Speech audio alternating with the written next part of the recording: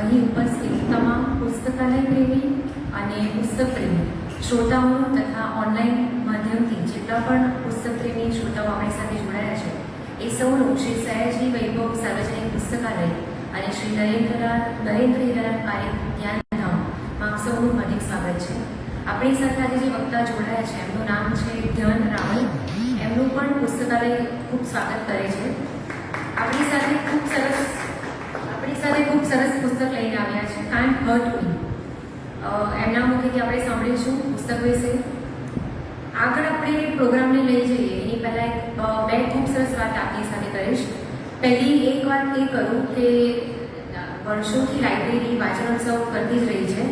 આ વર્ષે પણ 23 એપ્રિલ વિશ્વ પુસ્તક દિવસથી આપણે એનો શુભારંભ કર્યો છે અને ખૂબ સરસ રીતે ઉત્સાહભેર એ કાર્યક્રમ ચાલી રહ્યો છે, ઉત્સવ ચાલી રહ્યો છે.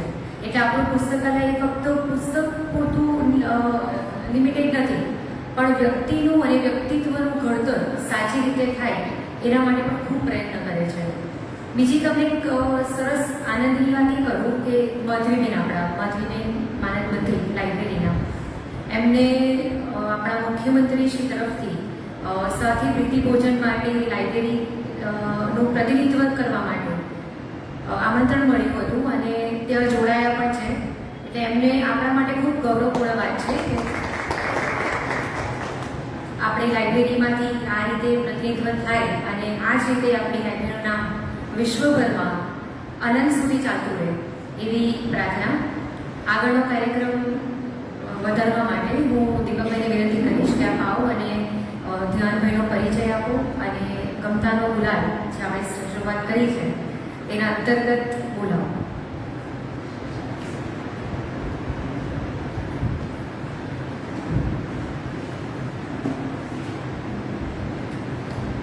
આભાર માનસીબેન.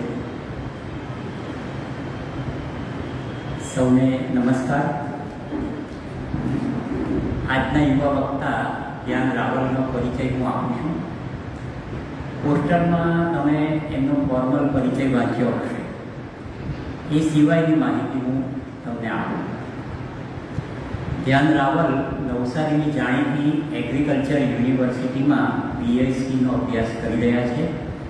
તેઓ સુરેન્દ્ર જિલ્લાના લીમડી ગામના વતની છે અને જે અહીં હોસ્ટેલમાં રહે છે. અઠવાડિયા પહેલાં જ એમનું વેકેશન પડી રહ્યું છે. એમના મિત્રો તો બધા ગામ જતા રહ્યા છે, પણ એમનો આજે અહીંયા વાર્તાલાપ હતો એથી તેઓ અહીં રોકાયા છે. તેઓ યુવા વાર્તાલાપ પ્રોજેક્ટ કમિટીના મેમ્બર પણ છે, પુસ્તક પ્રેમી છે, ખૂબ ઉત્સાહી છે તથા ખૂબ મહેનતુ છે. તેઓ એમની કોલેજના NCCમાં પણ હતા અને એમાં એમનો રેન્ક સાર્જન્ટનો હતો. એમના પ્રિય પુસ્તકો તો ઘણા બધા છે. તેમાંનું એક પ્રિય પુસ્તક છે કાન્ટ હર્ટ મી, જેના પર તેઓ આજે અહીંથી વાર્તાલાપ આપવાના છે. આ પુસ્તક એના લેખક ડેવિડ ગોગિન્સની આત્મકથા છે અને આપણને ખૂબ પ્રેરણા આપે, આપણને ખૂબ ઇન્સ્પાયર કરે, આપણને ખૂબ મોટિવેટ કરે એવું આ પુસ્તક છે. એટલે ખૂબ સુંદર પુસ્તક લઈને તેઓ આપણી સમક્ષ આજે આવ્યા છે. એમના માટે આપણે એમને ખૂબ ખૂબ આભાર માનવો પડે. હવે હું લાઇબ્રેરીના સ્ટાફમાંથી જેની સલાઈને વિનંતી કરીશ કે તેઓ લાઇબ્રેરી વતી ધ્યાનભાઈને બે ભેટ પુસ્તક તથા આભારપત્ર આપે અને એમનું સ્વાગત કરે. આપણે ધ્યાનભાઈને તાળીઓથી વધાવીશું.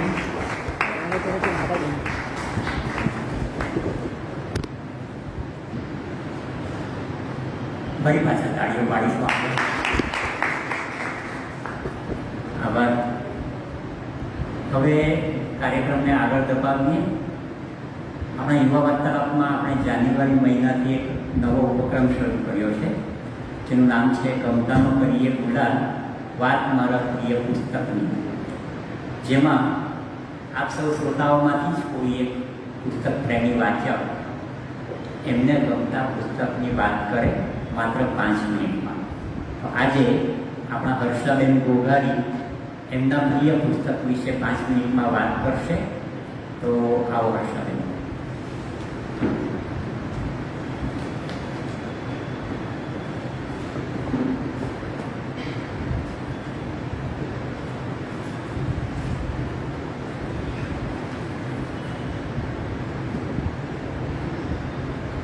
સૌને નમસ્કાર. ગમતા ન કરીએ ભૂલા વાત મારા પ્રિય પુસ્તકની. એમાં હું આજે લઈને આવી છું મારું પ્રિય પુસ્તક આઝાદી મેરા પ્રાણ. આ પુસ્તકના લેખિકા છે અનુરાધા બેનીવાલ. અને આ લેખિકાએ યુરોપના દેશોના અલગ અલગ 13 જેટલા શહેરોમાં જે યાત્રા કરી છે, જે મુસાફરી કરી છે, તેના અનુભવો, વર્ણન, વિચાર, મનન, મંથન આ પુસ્તકમાં ખૂબ સરસ રીતે લખ્યું છે. અને આ પુસ્તક હિન્દીમાં છે અને આ પુસ્તકના 188 પેજ છે અને એની ટ્રાવેલ સિરીઝમાં પ્રથમ પુસ્તક છે. હવે લેખિકા એમ કહે છે કે જેટલી દુનિયા આપણી બહાર છે ને એટલી દુનિયા આપણી અંદર પણ છે. જ્યારે આપણે પુસ્તક વાંચીએ ને, યુરોપની યાત્રા શરૂ થાય છે ને, એની સાથે સાથે આપણી આંતરિક યાત્રા પણ શરૂ થાય છે. આ પુસ્તક એટલી બધી સરળ ભાષામાં લખાયેલું છે કે કોઈ આપણો ક્લોઝ ફ્રેન્ડ આપણને એના વિશે, એની જરૂર વિશે વાત કરતો ને એવું સતત ફીલ થાય આપણને. એટલે વાંચવાની ખૂબ મજા પડે છે. આ પુસ્તકની સૌથી મોટી થપ્પડ સ્ત્રીઓ માટે છે.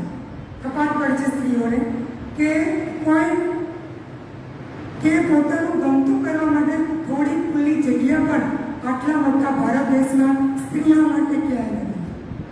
ભારત દેશમાં સ્ત્રીની પર્સનલ સ્પેસની વેલ્યુ જ નથી. એવું એને આ યુરોપની યાત્રા કરી ત્યારે હું મહેસૂસ થયું કે યુરોપના શહેરોમાં આપણે એકદમ ટૂંકો સ્કર્ટ કરીને આત્મવિશ્વાસ સાથે બિંદાસ ફરી શકીએ એવું ભારત દેશમાં શક્ય નથી. હા, અમુક એવા અપવાદ મેટ્રો સિટી છે જેમાં છે, પણ ભારતની દરેક જગ્યાએ આપણે કોઈ ખુલ્લેથી ફરી શકતા નથી. એ ત્યાંની માનસિકતા, ત્યાંની સ્ત્રીઓની હાલત અને અહીંયાની સતત કમ્પેરિઝન કરે છે આ પુસ્તકમાં.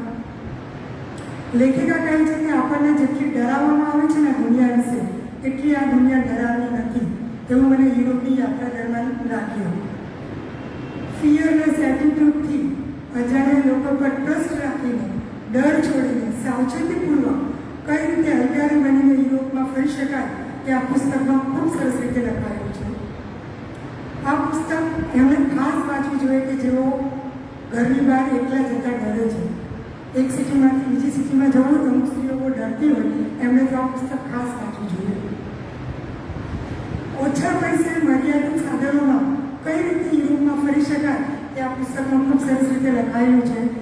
અને આ યાત્રા એણે 2014-15માં કરેલી ત્યારે આજથી લગભગ 10 વર્ષ થઈ ગયા. તો એ સમયે 1 લાખ જેટલી રકમ લઈને બિંદાસ નીકળી પડવું. ખાલી 1 લાખ રકમ, 1 લાખ રૂપિયા એટલે કંઈ નહીં કહેવાય. એમાં યુરોપના 13 શહેરો ફરવા એ સામાન્ય વાત નથી, હિંમતની વાત છે. એટલે આપણે નોટિસ કરવા જઈ રહ્યા છીએ એની હિંમતને. અને साथ साथ हरियाणा ने छोड़ी के लिए ऐसे निकल पड़ना, सोलो ट्रिप के लिए वो भी आसान नहीं था. ये कहते हैं कि यूरोप में फरवा माटे पैसा केवल बचावी शकाय पण बહુ સરસ લાગ્યું છે. એ કોઈ મોટી 5 સ્ટાર હોટલમાં નથી રહેતા, પણ પીજી તરીકે ત્યાંના કોઈ લોકલ લોકોના ઘરમાં રહીને યા ફેસબુક ફ્રેન્ડનો સંપર્ક કરીને કઈ રીતે એ પૈસા બચાવે છે એ પણ અમુક ખૂબ સરસ રીતે લખેલું છે. એટલે મર્યાદિત બજેટમાં સોલો ટ્રીપ એ પણ આવી હરિયાણાની છોકરી કે જેની રૂઢિગત માનસિકતા કેવી ચાલે જાણે છે, તો એ બધા સામાજિક ઢાંચાઓને તોડીને આવી રીતે બિંદાસ નીકળી જવું આસાન નથી. એ આ પુસ્તકમાં ખૂબ સરસ રીતે લખેલું છે. માટે જ અમારું ગમતું પુસ્તક છે. આ પુસ્તક સ્ત્રીઓને પોતાની આઝાદીને પોતાનો બ્રાન્ડ બનાવવાની પ્રેરણા આપે છે. એટલે જ મારું આમ ગમતું પુસ્તક છે. અને બીજી વાત કે આ પુસ્તક તમને આઝાદીના નવી વ્યાખ્યાઓ આપશે, સાહસની વ્યાખ્યા આપશે અને આઝાદીના નવા દ્રષ્ટિકોણ આપશે. અને આ પુસ્તકમાં આગળ એક નકશો છે, એણે જે યાત્રા કરી છે યુરોપના શહેરોની, એમાં એને શરૂઆત લંડનથી કરી, પછી પેરિસ, પછી બર્ન, એટલે ક્રોમ વાઇઝ અને 13 શહેરો છે એમનો નકશો આપેલો છે. એ મુજબ એને આ બધા પ્રકરણ લખેલા છે. અને આ પુસ્તકના લાસ્ટ પેજ પર જે આનું પીક છે, જેટલી વાર મેં આ પુસ્તક વાંચવા માટે નહીં ખોલ્યું હોય ને એટલી વાર એનો આ પીક જોવા માટે ખોલ્યું છે. કારણ કે જે પોઝિટિવ એટીટ્યૂડ એના ફેસ પર દેખાય છે, ફિયરલેસ એટીટ્યૂડ દેખાય છે, એ બહુ જબરજસ્ત છે. તે આપણને પ્રેરણા આપે છે. અને એને જે હેરકટ કરાવી છે એ પણ યુરોપના એક શહેરમાં તે બોયકટ હેરકટ કરાવી અને નવી એમને ને આઝાદીનું એને જે ફીલ થયું આઝાદી શું કહેવાય સ્ત્રીઓ માટે કે જે ફીલ કર્યું એ પુસ્તક લખ્યું છે. મારું મનપસંદ પુસ્તક છે, કદાચ તમે વાંચો તો તમારું પણ આ મનપસંદ પુસ્તક બની શકે એવું મારું માનવું છે. આભાર.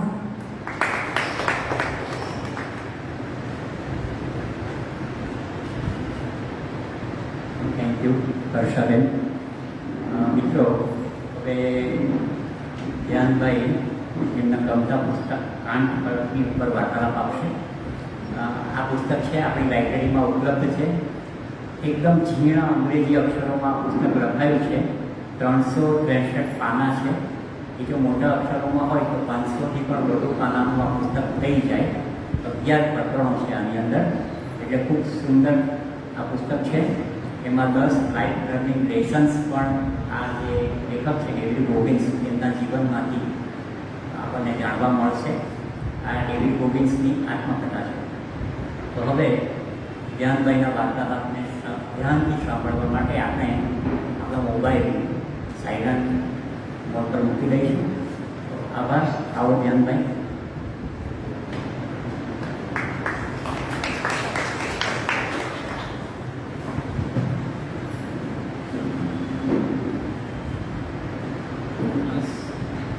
ક્યાંનો આવ્યો હતો મારી ત્યારે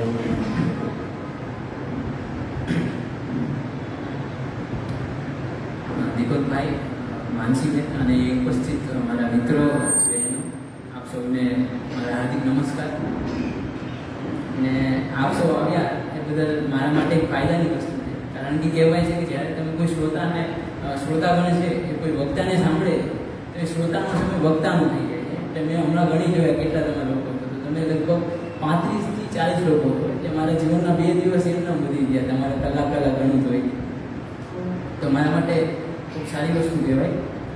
તો આજે હું જે પુસ્તક પર વાત કરવાનો છું તેનું નામ છે કાન્ટ હર્ટ મી અને તેના લેખકનું નામ છે ડેવિડ બોબિન્સ.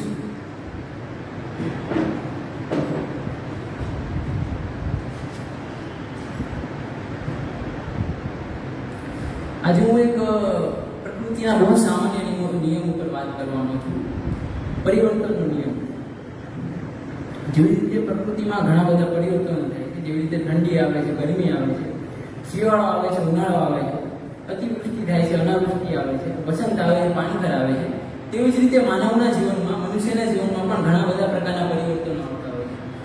કોઈક વાર આપણને સુખ હોય, દુઃખ હોય, ગરીબી હોય, અમીરી હોય, કોઈક વાર આપણે બહુ થાકી ગયા હોય આળસમાં, કોઈ વાર આપણે બહુ એનર્જીમાં હોય. પરંતુ આ પ્રકૃતિમાં અને મનુષ્યના જીવનમાં આવતા પરિવર્તનમાં ઘણો તફાવત છે. પ્રકૃતિમાં જ્યારે રાત્રિ હોય એટલે કે અંધકાર હોય, પ્રકૃતિમાં જ્યારે પાનખર હોય એટલે કે પણો બધા ખરી જતા હોય. પરંતુ તેમ છતાં પ્રકૃતિ એમ ક્યારેય નથી કહેતી કે મારે ફક્ત વસંત જ જોઈએ છે, મારે ફક્ત પ્રકાશ જ જોઈએ છે. તે સતત નિરંતર કોઈ પણ પ્રકારની ફરિયાદ કર્યા વગર બદલાતી જ કરે છે. પરંતુ જ્યારે મનુષ્યની વાત આવે છે તો મનુષ્યને પરિવર્તન તો જોઈએ છે, પરંતુ એક જ તરફના પરિવર્તન જોઈએ છે, જેમ કે સુખ, શાંતિ, અમીરી વગેરે. જ્યારે મનુષ્યને એવું હોય કે એક પરિસ્થિતિમાંથી બીજી પરિસ્થિતિમાં જવા માટે જે પરિવર્તન જે થાય છે તેના માટે તેને સંઘર્ષ કરવો પણ ગમતો નથી. પરંતુ આજે આપણે એક એવા વ્યક્તિ ઉપર, એક એવા મનુષ્યની વાત કરવાના છીએ કે તેના જીવનમાં બાળપણથી જ અંધકાર હતો. તે અંધકારને દૂર કરવા માટે કોઈ બાહ્ય પ્રકાશની મદદ નથી લેતો. તે પોતાની જાતને સળગાવે છે, તે સ્વયં આગ બને છે અને પોતાના જીવનને પરિવર્તન લાવે છે, પોતાના જીવનમાં પ્રકાશ લાવે. મિત્રો મેં આજે પુસ્તક વાંચ્યું હતું થોડાક ટાઈમ પહેલા, તો ત્યારે મને તેમાં આપણે ગૌતમ બુદ્ધનું એક વાક્ય છે, તેના સાક્ષાત દર્શન થયા હતા. આપણે કહીએ છીએ અપદીપો ભવ, જે ભગવાન ગૌતમ બુદ્ધે આપેલું છે, એટલે કે સ્વયંના પ્રકાશ સ્વયં બનો. અને સ્વામી વિવેકાનંદના જીવનની જે ફિલોસોફી છે તેનું સાક્ષાત દર્શન એટલે કે આ પુસ્તક. મેં લગભગ 8 મહિના પહેલા પુસ્તકને ઓડિયો બુક સ્વરૂપે સાંભળ્યું હતું અને આ પુસ્તકની અંદર ઘણી સારી વાતો લખેલી છે. અને લગભગ હું કહું તો તે વખતેથી જ આ લેખકે મારા મગજ ઉપર એક ઊંડી છાપ પાડી હતી. લેખકનું આ જે પુસ્તક જે છે એ એક આત્મકથા છે. કોઈ વ્યક્તિ ઉપર ક્યારે પુસ્તક લખવામાં આવે છે ને ત્યારે તે 2 પ્રકારના હોય છે, એક તો જીવની સ્વરૂપે અને એક તો આત્મકથા સ્વરૂપે. જીવની એ પુસ્તક નહીં કહેવાય જ્યારે કોઈ વ્યક્તિ કોઈ બીજા વ્યક્તિ ઉપર પુસ્તક લખે તો તેને જીવની કહેવાય છે, પરંતુ જ્યારે કોઈ વ્યક્તિ એટલે કે લેખક પોતાના ઉપર જ તે પોતાના જીવન ઉપર પોતાના વિચારો પર પુસ્તક લખે તો એ આત્મકથા બની જાય છે. તો પુસ્તક પણ આત્મકથા જ છે. અને મિત્રો, મજાની વાત એ છે કે આ પુસ્તકમાં આત્મકથાની સાથે સાથે લેખકે પોતાના સંઘર્ષોને લખતા આપણને પણ આપણે જીવનમાં આગળ વધીએ, આપણે પણ જીવનમાં મહેનત કરી તે માટે ઘણા બધા લેસન આપ્યા છે. અને એક શિક્ષક તરીકે આપણને ગાઈડ કર્યું છે. અને એટલું તો ઇઝી રીતે ગાઈડ કર્યું છે કે કોઈ પણ સામાન્ય માણસ તેને સારી રીતે વાંચી શકે અને સમજી શકે. એટલે મને આશા છે કે આ પુસ્તકનો જે વાર્તાલાપ છે એ સાંભળીને બધાને પણ બહુ સારું લાગશે અને કંઈક ને કંઈક શીખવા મળશે.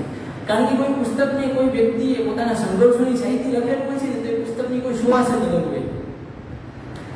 જે લેખકની વાત કરું તો પુસ્તક શરૂઆત કરતા પહેલા થોડીક લેખકની વાત કરી તો લેખકનું હમણાં કીધું તો તેનું નામ ડેવિડ ગોગિન્સ છે. તેઓ હાલ અત્યારે 51 વર્ષના છે. તેઓ વિશ્વના એક એવા માત્ર વ્યક્તિ છે કે તેમણે જે યુએસ નેવી છે તેની US navy six, army Rangers અને એરફોર્સ ટેક્ટિકલ એમ 3 પ્રકારની પરીક્ષા પાસ કરી છે. તેઓ હાલમાં એક પબ્લિક સ્પીકર છે. તેઓ 60થી વધારે મેરાથોન, અલ્ટ્રા મેરાથોન અને ટ્રાયથલોન દોડેલા છે. તેઓ પોતાના જીવનમાં 17 કલાકમાં 4030 જેટલા પુશઅપ કરીને વર્લ્ડ રેકોર્ડ પણ બનાવ્યો હતો અને તેમને world toughest man of the earth તરીકે ઓળખવામાં પણ આવે છે. લેખક જે છે એ ખૂબ સામાન્ય રીતે અને એવા શબ્દોમાં લખે છે કે બધા જ વ્યક્તિ તેને સારી રીતે સમજી શકે છે. એટલે હવે આ પુસ્તકની આપણે શરૂઆત કરી તો તે પહેલાં તેનો પરિચય પણ બહુ સરસ હતો. એટલે હું તમને થોડો પરિચય એટલે ઇન્ટ્રોડક્શનથી આવે ને આપણે પુસ્તક વાંચીએ પહેલાં તો ઇન્ટ્રોડક્શન હું કહીએ તો લેખક શરૂઆતમાં જ આપણને પ્રશ્ન પૂછે છે કે તમને ખબર છે તમે કોણ છો ને તમારી અંદર કેટલી તાકાત રહેલી છે. ઘણા લોકો કહે છે કે હા અમને ખબર છે કે અમે કોણ છીએ, અમારી અંદર શું છે, પરંતુ કંઈ બોલવાથી કંઈ બદલાઈ જતું નથી. કારણ કે કોઈ વ્યક્તિ એમ કહે કે હું કરોડપતિ છું તો એ કંઈ કરોડપતિ નથી બની જતો, તેના માટે મહેનત કરવી પડે.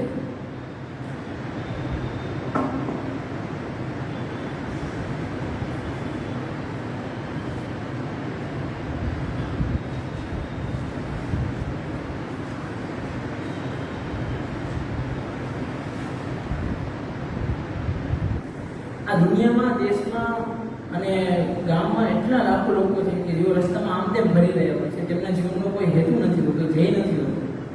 એટલે તેમનું જીવન એકદમ કહેવાય ને કે ધ્યેયપૂર્ણ રીતે આળસમાં અને એવી રીતે ગુલામી તેઓ ગુમાવી દેતા હોય છે અને પોતાના જીવનમાં અંતિમ શ્વાસ સુધી તેઓ પોતાનો જે સાચો પોટેન્શિયલ છે તેને ઓળખી શકતા નથી. એટલે એમને જ મળી જાય. લેખક કહે છે કે હું પણ શરૂઆતમાં પોતે એવો જ હતો અને જ્યારે મેં પણ ગાના બતાવતો હતો એટલે જ્યારે મેં મારા જીવન ઉપર જોયું અને મેં જોયું તો મારી જન્મથી જ બહુ જ ખરાબ પરિસ્થિતિ હતી. જેવી કે મને જન્મથી ઘણા બધા રોગો હતા, જેવું કે સિકલ સેલ એનિમિયા, અસ્થમા હતો, પછી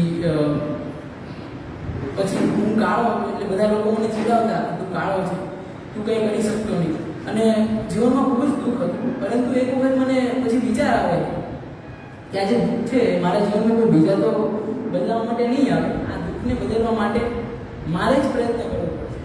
અને તેઓ પોતાની જાતની જવાબદારી લે છે અને તેઓ પોતાને બદલાવી નાખે. લેખક એક ખૂબ સારી કહાની કહે છે કે તેમને એક વખત MIT એટલે મેસેચ્યુસેટ્સ ઇન્સ્ટિટ્યૂટ ઓફ ટેકનોલોજીમાં બોલાવવામાં આવે છે. આપણે જેમ કેમ દેશમાં IIT છે, પછી NIT છે, એવી જ રીતે વિશ્વની સૌથી નામવાળી અને પ્રસિદ્ધ સંસ્થામાંથી એક એટલે કે મેસેચ્યુસેટ્સ ઇન્સ્ટિટ્યૂટ ઓફ ટેકનોલોજી, ત્યાં તેમને એક મુખ્ય અતિથિ તરીકે બોલાવવામાં આવેલા હોય છે. અને ત્યાં એક પ્રોફેસર ઊભા થાય છે અને એક વક્તવ્ય આપે છે. એ વક્તવ્યમાં બોલે છે કે આપણા દરેકમાં જેનેટિક્સ મર્યાદાઓ હોય છે. કોઈ પણ વ્યક્તિ જે છે કોઈ અમુક મર્યાદાઓને પાર કરીને કોઈ કામ નથી કરી શકતો, ભલે તો ગમે તેટલો મજબૂત હોય, માનસિક રીતે મજબૂત હોય. એટલે જે પ્રોફેસર હતા એમનું એમ કહેવાનું થતું કે કોઈ વ્યક્તિ જે છે એક લિમિટ પછી આગળ વધી શકતો નથી. પરંતુ લેખક જે છે ડેવિડ ગોગિન્સ તે આ વાતથી સહમત નથી હોતા અને તેઓ કંઈ બોલતા નથી. કારણ કે એમને એમ લાગે છે કે અહીંયા બધા બહુ હોશિયાર માણસો છે, સાયન્ટિસ્ટ માણસો છે, એટલે પહેલાં તો તે ચૂપ રહે છે. પરંતુ તેમના મોઢાના જે હાવભાવ બદલાઈ ગયા હોય છે એટલે કોઈ તેમને પ્રશ્ન પૂછે છે કે તમારું આના વિશે શું માનવું છે. અને લેખકનો સ્વભાવ કે તમે એમને પૂછો એટલે પછી બંધ નહીં રહે, પછી કહી દેશે જે સત્ય હોય. એટલે તે પહેલાં તો કહે છે કે જીવનમાં અમુક એવી વસ્તુ હોય છે કે જે અનુભવથી શીખવી પડે છે, તેના માટે તમે અભ્યાસ કરી નથી શીખી શકતા. અને પછી તેઓ પ્રોફેસર સામે જુએ છે અને પ્રોફેસરને કહે છે કે તમે કીધું એ 100% માણસો માટે સાચું ન હોય છે, કારણ કે દુનિયામાં 1% માણસો એવા પણ છે કે જેઓ પોતાના જીવનમાં આટલા પરિશ્રમ મહેનત કરવા માંગે છે અને એવું કરી બતાવે છે કે જેને બીજા માણસો ઇમ્પોસિબલ કહે છે. લેખક પોતાના અનુભવ ઉપરથી કહે છે કે જ્યારે કોઈ પણ વ્યક્તિને બદલાવવું હોય અને એવું કામ કરવું હોય કે જે ઇમ્પોસિબલ હોય તો એ કામ કરવા માટે તેમનામાં 3 વસ્તુ જોઈએ. એક તો અડગ મનોબળ, એક હિંમત અને એક ઈચ્છાશક્તિ. જો આ 3 વસ્તુ હોય તો વ્યક્તિ જીવનમાં કંઈ પણ કરી શકે છે અને કોઈ તેને રોકી નથી શકતું. પછી એક હેરાક્લિટસ કરીને એક મોટા ફિલોસોફર થઈ ગયા, તેમની વાત કરે છે. એમણે પણ એમ જ કીધું કે જ્યારે કોઈ યુદ્ધભૂમિ હોય છે તો તેમાં 100માંથી જે 10 માણસોની જરૂર જ નથી હોતી. 80 માણસો હોય છે તે ફક્ત નિશાનો બનવા માટે આવે છે, બાકીના 9 માણસો લડતા હોય છે. એક એવો માણસ હોય છે કે જે ખરેખર યોદ્ધા હોય છે, ખરેખર વોરિયર હોય છે અને બાકીના 99 માણસો ઉપર તે ભારી પડે છે. લેખક કહે છે કે આપણે જ્યારે જન્મ લઈએ છીએ ને ત્યારની સાથે જ આપણે મરવા માટે તૈયાર થઈએ છીએ અને એ મહાનતા પામવા માટે પણ તૈયાર થઈએ છીએ, પરંતુ એ મહાનતા પામવા માટે આપણે અંદરથી પોતાની સાથે લડવું પડશે, આપણને બદલાવવા પડશે અને આપણા માઇન્ડસેટ જે છે એને ચેન્જ કરવું પડશે. તો આપણે બધું જ કરી શકશું અને એ જ બની શકશું કે જે આપણે જીવનમાં બનવા માંગીએ છીએ. હવે જે પુસ્તક જે છે, હવે પુસ્તક જે ખરેખરનું છે એ ચાલુ થઈ. તો લેખક જે છે એમનો પરિવાર તેઓ ન્યુયોર્કના બફેલો વિસ્તારમાં રહેતા હોય છે. તેઓ પરિવારમાં 4 લોકો હોય છે. એમના પિતા, મમ્મી અને બે ભાઈઓ. આ વિસ્તાર જે હોય છે બહુ જ અમીરોનો હોય છે. ત્યાં નામવાળા વકીલો, પ્રોફેસરો, સાયન્ટિસ્ટો એ બધા રહેતા હોય છે. અને આ જે પરિવાર હતો મેં કીધું એવી રીતે, જો પિતાનું નામ હતું ટર્નિસ ગોગિન્સ અથવા ટુનિસ, તમે જે પણ બોલો, ટુનિસ ગોગિન્સ. તેની મમ્મીનું નામ હતું જેકી ગોગિન્સ. તેના મોટા ભાઈનું નામ હતું ટર્નિસ જુનિયર અને તેનું નામ ડેવિડ ગોગિન્સ. ભારતીય પરિવારને જુઓ ને એટલે બધાને એમ જ લાગે કે આ પરિવાર તો બહુ ખુશી છે, બહુ ખુશ છે, એકદમ મજાનો છે, પરંતુ અંદરથી સત્યતાનું અલગ જ હતું. લેખક ના જે પિતા હતા ટર્નિસ ગોગિન્સ, તેઓ એક સફળ ઉદ્યોગપતિ હતા, પરંતુ તેમને નશો કરવાની ટેવ હતી અને તેમનો સ્વભાવ ખૂબ ગુસ્સેવાળો. તેમની મમ્મી જે છે જેકી ગોગિન્સ, તે તેના પિતા એટલે કે તેમના હસબન્ડ કરતાં 17 વર્ષ નાના હતા. તેઓ સ્વભાવે બહુ સારા હતા અને એકદમ સુંદર મહિલા હતી અને હંમેશા કામમાં જ તેઓ લાગ્યા રહેતા. અને તેમના પપ્પા એ ઉદ્યોગપતિ હતા એટલે તેમને ત્યાં એક જગ્યા હોય છે કે જેનું નામ હોય છે સ્કેટલેન્ડ. સ્કેટલેન્ડ એટલે શું કે જ્યાં લોકો સ્કેટિંગ કરતા હોય તે જગ્યા હતી અને એમની પાસે એક ડીજે હતું અને એક બાર પણ હતું. ત્યાં તે આખો પરિવાર કામ કરતો, એટલે કે ત્યાં મમ્મી છે એ સ્કેટિંગને આખી રાત સાફ કરતા, ત્યાં ટોયલેટ સાફ કરતા. આ જે ડેવિડ અને તેનો ભાઈ છે તે ત્યાં સ્નેક્સ બનાવતા, પીઝા બનાવતા, વેચતા અને સાથે સાથે જે સ્કેટ હોય ને સ્કેટિંગ એને સાફ કરતા અને બીજા આવે તો બીજા ગ્રાહકને આપતા. આવું કામ કરતું. પરિવારમાં બધા કામ કરે, પરંતુ ફક્ત પૈસા પોતે એક જ વ્યક્તિ રાખે, તેના પપ્પા. તેના મમ્મી પાસે પોતાનું એકાઉન્ટ પણ ન હતું. જ્યારે તેના મમ્મી રાત્રે કામ કરતા હોય, સ્કેટિંગ સાફ કરવાની, બાથરૂમ સાફ કરવાની, બધું કામ કરતા હોય, ત્યારે તેના પપ્પા જે હતા એ ડીજે અને ક્લબમાં બીજી છોકરીઓ સાથે અફેર ચલાવે. તેની મમ્મીને ખબર હોય છે કે તેના પપ્પા એટલે કે તેના હસબન્ડ આવું કરે છે, પરંતુ તે કંઈ પગલાં નથી લઈ શકતી, તે વિવશ હોય છે. કારણ એટલું જ હોય છે કે તેના પપ્પાએ કોઈ તેની મમ્મી સાથે લગ્ન નહોતા કર્યા, એટલે તેને કોઈ લીગલ રાઇટ્સ પણ ન મળે તેની સંપત્તિના. અને બિચારી તે ફસાઈ ગઈ હતી. ન તે ઘર બહાર છોડીને જઈ શકે અથવા ન તે આ છોકરાઓને છોડીને ક્યાંય જઈ શકે. અને રાત્રે એટલો બધો ડીજેનો અવાજ હોય કે લેખકને તેમને ઊંઘ પણ ના આવતી. એટલે જ્યારે તેઓ સ્કૂલમાં જતા તો ત્યારે તેઓ સ્કૂલમાં જઈને સૂઈ જાય અને સ્કૂલમાં હંમેશા તેઓ બિચારા ડરી દેતા. કારણ એ હતું કે તેના પપ્પા એને બહુ મારતા અને મારતા એવા કે તેના શરીર ઉપર ડાઘા પડી જતા. એટલે જે ડાઘા જે છે એ કોઈને દેખાઈ ના જાય, કોઈ પૂછે કે તમને શું થયું છે, એટલે એ બીકને કારણે તેઓ બહાર નીકળતા પણ નહીં. અને કોઈ રમવા જવાનું હોય એટલે એમને બીક લાગતી કે શોર્ટ્સ પહેરે કે કોઈ ટી શર્ટ કેવું પહેરે ને એમના જો શરીર પરના જે વાગેલા ડાઘ હોય એ દેખાઈ જાય તો બહાર કેવું ખરાબ લાગે. અને કોઈ પૂછે એટલે એમના ઉપર મજાક ઉડાડે, એટલે એમને હંમેશા એવી બીક લાગી જતી. સ્પીડ બરોબર છે કે ઓછી કરો, સમજાય છે? કારણ કે મારા માટે મારું બોલવાનું મહત્વ નથી, તમને સમજાય એ મહત્વ નથી. થોડું કહેતા હોય તો ઓછું બોલું, એટલે કે ધીમે બોલું કે બરોબર છે? અવાજ નથી આવતો, બરોબર કે નહીં?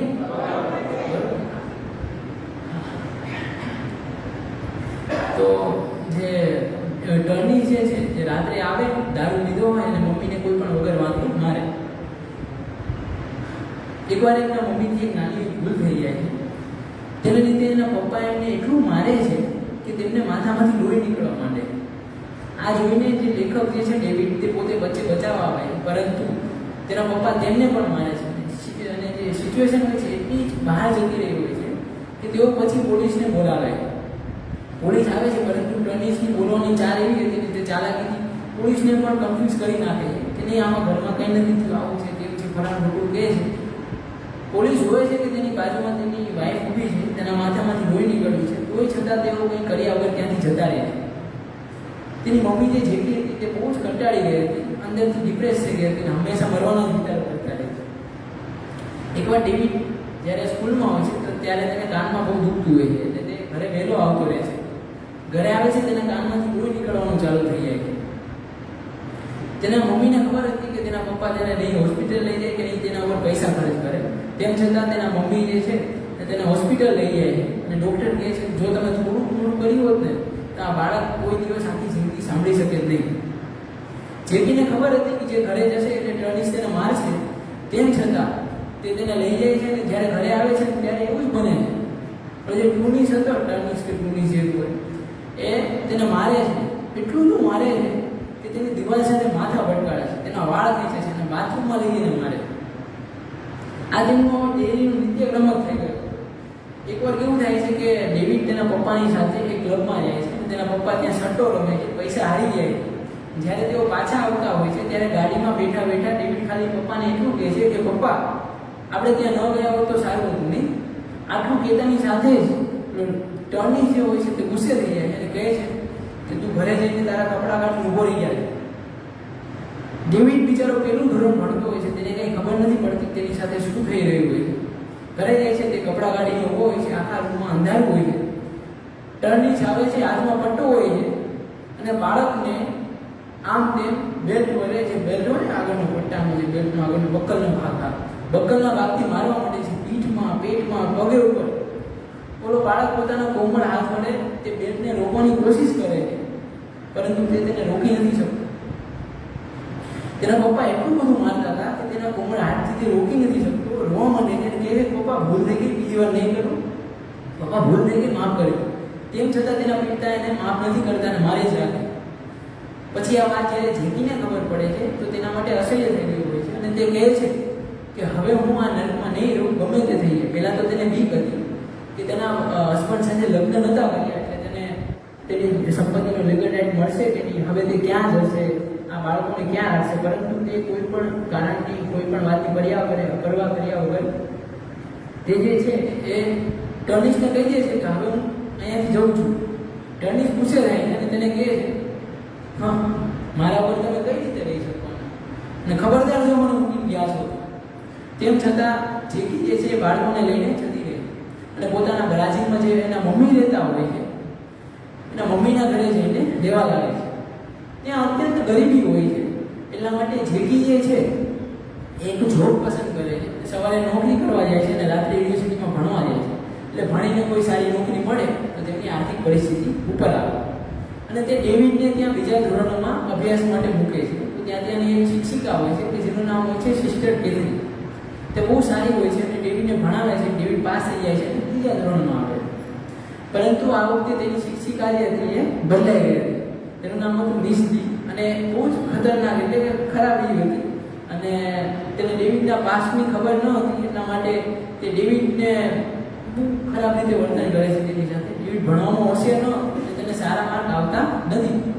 એટલે તે ઘરે લેટર મોકલે છે અને ઘરે પછી લેટર મોકલી ગયા પછી એક વખત તેને મમ્મીને પણ બોલાવે છે અને કહે છે કે જો તમારા છોકરાને ભણાવવો હોય તો તમારે ડૉક્ટર પાસેથી તે મેન્ટલ રીતે સારું છે તેનું સર્ટિફિકેટ લાવવું પડશે અને તેને થેરાપીના ક્લાસીસ કરાવવા પડશે.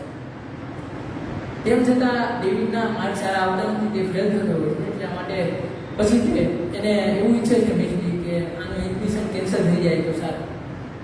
પછી તેના મમ્મી સતત તેની સામે લડાઈ લડે છે અને પ્રિન્સિપલ પાસે જાય છે. પ્રિન્સિપલ પણ એમ જ સજેસ્ટ કરે છે કે તું એક કામ કર, તું છે ને એટલે એમ કહે છે બાળકને, એમ કહે છે પ્રિન્સિપલ કે આને તમે સ્પીચ થેરાપી અને ગ્રુપ થેરાપીના ક્લાસ કરાવો. તે થેરાપીના ક્લાસમાં ગાંડા બાળકો હતા. ડેવિડને ખબર હતી કે તે કંઈ ગાંડો છોકરો નથી, પરંતુ તે તેના બાળપણના ટ્રોમાને લીધે તે થોડો ડિપ્રેશનમાં હતો અને એ વખતે તેને શરીર ઉપર વ્હાઇટ કલરના ડાઘા પણ થઈ ગયા હતા અને ડૉક્ટરને દેખાડ્યું એટલે તેને એક રોગ પણ નીકળ્યો જેનું નામ હોય છે ADHD. બરાબર મિત્રો, જ્યારે કોઈ બાળકને બહુ મારવામાં આવે, તેના ઉપર શારીરિક શોષણ કરવામાં આવે ત્યારે જે બાળકની જે શીખવાની મનોવૃત્તિ જે છે, શીખવાની જે સ્પીડ છે એ ધીરી થઈ જાય છે. એટલા માટે તે ડેવિડ જે છે એ આસાનીથી ભાષાના વિષયો ગણિત જે શીખી શકતો ન હતો. અને પછી એક ચેલેન્જ આવે છે.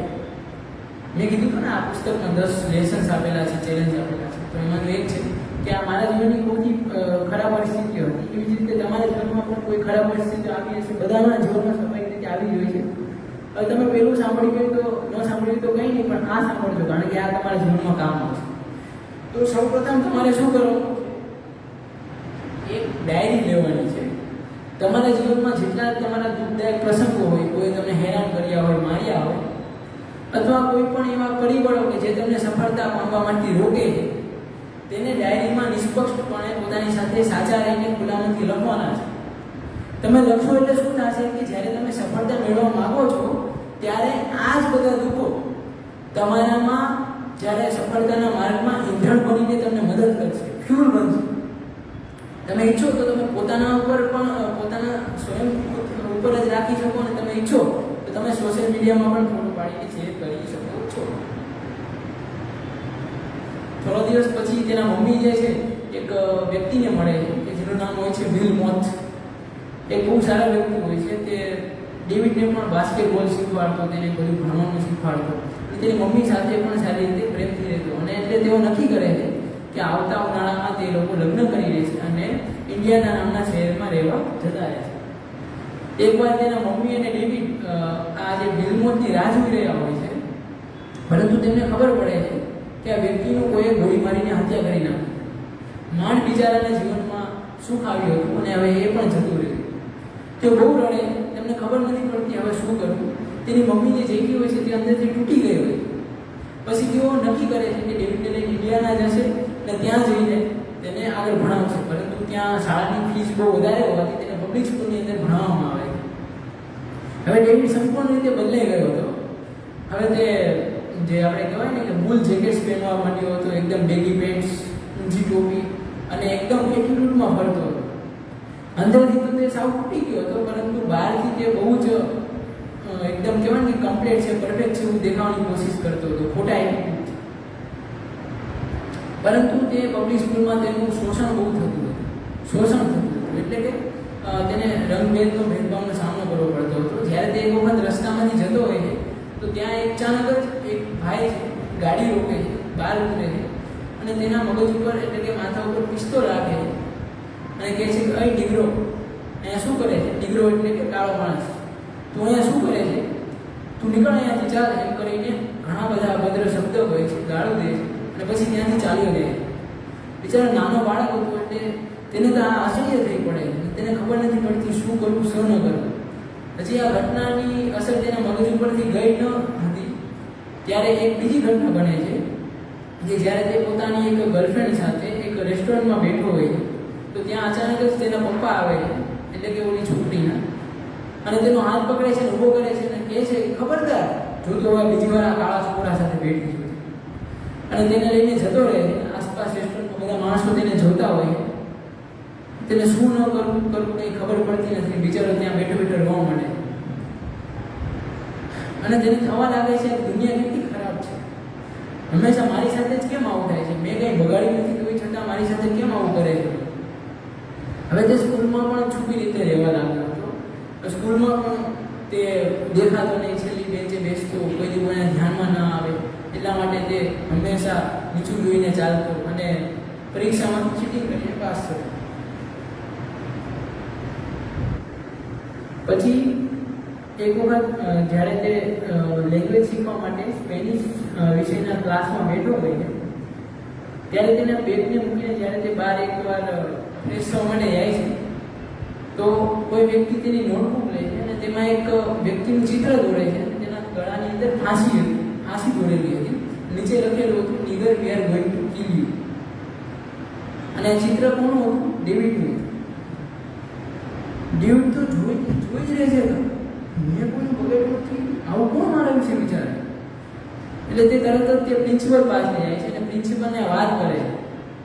પ્રિન્સિપલને પણ કંઈ ખબર નથી પડતી કે હવે આને તેને જવાબ શું દેવો. એટલે તેને સાંત્વના આપવા માટે એવું કહે છે કે આ જો તો ખરા, નીગ્રોનો સ્પેલિંગ પણ ખોટો લખ્યો છે, આ કોઈ લખવાનું મૂર્ખ હશે, જવા દે, છોડી દે. અને આ વાત ઉપર કોઈ તેઓ કંઈ લીગલ એક્શન એટલે કાર્યવાહી કરતા નથી. એટલે ડેવિડ નાખુશ હોય છે અને તેના ગ્રાન્ડફાધર પાસે જાય.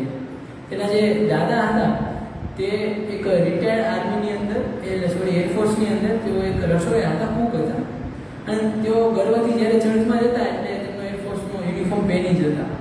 અને ડેવિડને પણ તેમનામાંથી પ્રેરણા મળે છે અને તે પણ વિચારે છે કે હું પણ એરફોર્સ જોઈન કરીશ. એટલે તે એક ટ્રેનિંગ કરે છે, પેરારેસ્ક્યુ ફોર્સની એક ટ્રેનિંગ કરે છે. ટ્રેનિંગની અંદર એક ઉદાહરણ દેવામાં આવે છે સ્કોટ ગિયર નામના વ્યક્તિનું. તે વ્યક્તિ પેરારેસ્ક્યુ એટલે કે જહાજમાંથી કે જે હવાઈ જહાજ હોય તેમાંથી ઉપરથી કૂદે છે. તો એ વ્યક્તિ 13,000 ફૂટ ઉપરથી કૂદે છે, તેનું પેરાશૂટ ફેલ જતું રહે છે અને શરીરની અંદર એટલા બધા ફ્રેક્ચર થઈ ગયા હોય છે કે માનો કે મરવા જ આવી ગયો છે. તેને હોસ્પિટલ લઈ જવામાં આવે છે. હોસ્પિટલમાં સારવાર દરમિયાન તેનું 2 વખત હૃદય ધબકવાનું બંધ થઈ જાય છે. તેમ છતાં ડૉક્ટર તેને બચાવે છે અને ત્યારે ડેવિડને ખબર પડે છે કે જીવનમાં ઇમ્પોસિબલ પણ પોસિબલ થઈ શકે છે. તેણે એરફોર્સમાં જોઈન થવા માટે ASVBનો ટેસ્ટ આપે છે, પરંતુ તે પહેલાં મેં કીધું એમ ચીટિંગ કરીને પાસ થતો. તો આમાં પણ તે ચીટિંગ કરવા ઈચ્છે છે પરંતુ ચીટિંગ કરી શકતો નથી. એટલે તેમાં તે ફેલ થઈ જાય અને હવે એને બધા જ રિપોર્ટ કાર્ડમાં ફેલનું સર્ટિફિકેટ આવી જતું હતું. અને પછી જેની અટેન્ડન્સ હતી એ પણ ભણવામાં ઓછી હતી. એટલે એકદમ તે મનથી નાસીપાસ થઈ ગયો હતો. અને તે ઘરે આવે છે અને મિરર અરીસામાં પોતાનું ચિત્ર જોઈ અને કહે છે, તું બહુ નબળો માણસ છે, તું નાલાયક છે, તને એરફોર્સ શા માટે પસંદ કરે? તું જ્યાં સુધી પોતાની સાથે ખોટું બોલીશ ત્યાં સુધી એરફોર્સ કે કોઈ વ્યક્તિ તને તું શોભા પણ નહીં. તે સાચું બોલી દે છે અને ત્યારથી જ તેની એકાઉન્ટેબિલિટી મિરરની જે રિચ્યુઅલ હોય છે તે ચાલુ થઈ જાય છે. તે અરીસાને એકાઉન્ટેબિલિટી મિરર કહે છે. તે પછી શું કરતો કે સવારે વહેલો ઉઠતો, પછી ત્યાં નોટ્સ શીખતો, રોજ સવારે માથાને સેવ કરતો અને રનિંગ કરતો, વાંચતો, પરંતુ તેને વાંચવાનું કંઈ યાદ રહેતું નહીં. એટલે પછી તે એક ટ્યુશન બંધાવે છે અને ટ્યુટર તેને કહે છે, તું એક કામ પર લખીને પાકું કર એટલે તને યાદ રહી જશે. અને તે એવું જ કરે છે અને 6 મહિનામાં તેને ઘણું સારું યાદ રહી જાય છે. અને તેને જીવનમાં થોડો સારો એવો સમય આવી રહ્યો હતો, કારણ કે તે જોવે છે તો તેને ભણવામાં પણ સારો થઈ ગયો હતો અને હવે એનું લક્ષ્ય ક્લિયર હતું કે મારે એરફોર્સ જોઈન કરવું છે. પહેલાં તે ખુદથી નફરત કરતો હતો, હવે તેને નફરત એ પ્રેમમાં બની જાય છે અને તેને ખબર પડે છે કે જે લોકો તેને જીવનમાં પરેશાન કરતા હતા ને એ લોકો પોતે પોતાના જીવનમાં પરેશાન હતા, એટલા માટે એને પરેશાન કરતા. હવે ડેવિડમાં કોન્ફિડન્સ પણ આવી ગયો છે. અને પછી એક બીજી રિચ્યુઅલ એટલે કે બીજું ચેલેન્જ ચાલુ થાય છે, અકાઉન્ટેબિલિટી મિરર. આમાં તમારે મિત્રો શું કરવાનું છે કે જ્યારે તમને એવું લાગે કે મારે કંઈ અચીવ કરવું છે પરંતુ હું મારી જાતને બહાના આપું છું, તો તમારે ઘરના અરીસા સામે ઊભું રહેવાનું છે અને સાચું બોલી દેવાનું છે. ધારો કે હું મારી જાતને જોઉં છું અને મને લાગે છે કે હું જાડો છું, તો મારે એમ નથી કહેવાનું મારે ફક્ત થોડુંક જ જાડો છું કે થોડુંક જ મારા વધારે વજન છે. સત્ય બોલવાનું નહીં, હું ભાઈ જાડો છું અને હું મારા વજનને ઓછો કરીને જ રહીશ. અને પછી નોટ્સ જે આવે સ્ટીકી નોટ્સ તો એના ઉપર ચિપકાવવાના છે અને એના ઉપર તમારે ગોલ ધ્યેય લખવાના છે કે તમારું જે પણ ધ્યેય હોય તે લખવાનું. માની લો કે તમારે વજન ઓછો કરવો છે તો લખવાનું કે ભાઈ હું 1 વીકમાં આ સમય મર્યાદાની અંદર આટલો વેઇટ ઓછો કરીશ, તો એ લખવાનું છે. પછી એ જ્યારે પૂરું થઈ જાય ત્યારે એ નોટ્સ ઉખાડી દેવાની છે અને બીજી નોટ્સ લગાવી દેવાની. એમ કરવાથી તમે પોતાની જાત સાથે સાચું બોલશો અને સાચું બોલવાથી તમે આગળ વધી શકશો. ડેવિડ હવે એક પેસ્ટ કંટ્રોલ તરીકે જોબ કરતો હોય છે. પેસ્ટ કંટ્રોલ એટલે શું કે હોટલ અને રેસ્ટોરન્ટની અંદર કીડા મકોડા, વંદા, ઉંદરો વગેરેને મારવા અને તેને બહાર ફેંકી દેવાની સ્વચ્છતા રાખવી. કોઈ ઉંદર મરી ગયો હોય તો તેને પકડવાનો અને બહાર ફેંકી આવવાનો. તે પોતે પણ માસ્ક પહેરતો કારણ કે તેને બીક હતી કે કોઈ તેને ઓળખી ન લે. જ્યારે તે એરફોર્સમાં જોઈન થયો હતો ત્યારે તેનું વજન 75 કિલો હતો અને એરફોર્સના જોઈન થયાના 4 વર્ષ બાદ તેનું વજન 136 કિલો થઈ ગયું.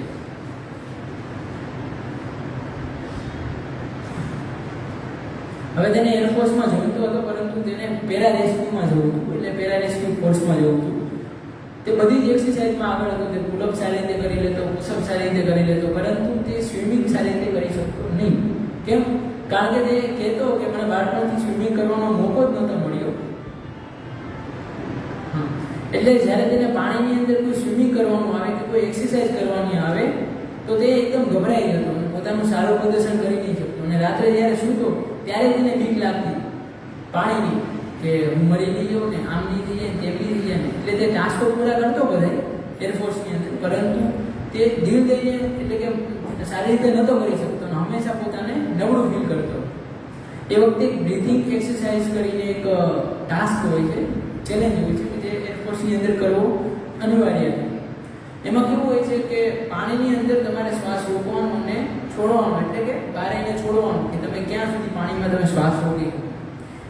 એ ચેલેન્જની અંદર ડેવિડ પાણી પી જાય, જેને શ્વાસમાં પાણી ગળી જાય છે, તેના શરીરમાં ઓક્સિજનની કમી થઈ જાય. પણ ઇન્સ્ટ્રક્ટર તેને બહાર કાઢે તેમ છતાં તે આવી શકતો નથી. એટલે પછી ઇન્સ્ટ્રક્ટર તને કહે છે, તું એક કામ કર, તારા શરીરનું એકવાર મેડિકલ ચેકઅપ કરાવી લે. તે મેડિકલ ચેકઅપ કરાવે છે ત્યારે નીકળે છે પણ એવું, તેને સિકલ સેલ એનિમિયા હોય છે. સિકલ સેલ એનિમિયા એક મિત્રો એક આનુવંશિક રોગ હોય છે કે જે પરિવારમાં પેઢી દર પેઢી આવતો હોય.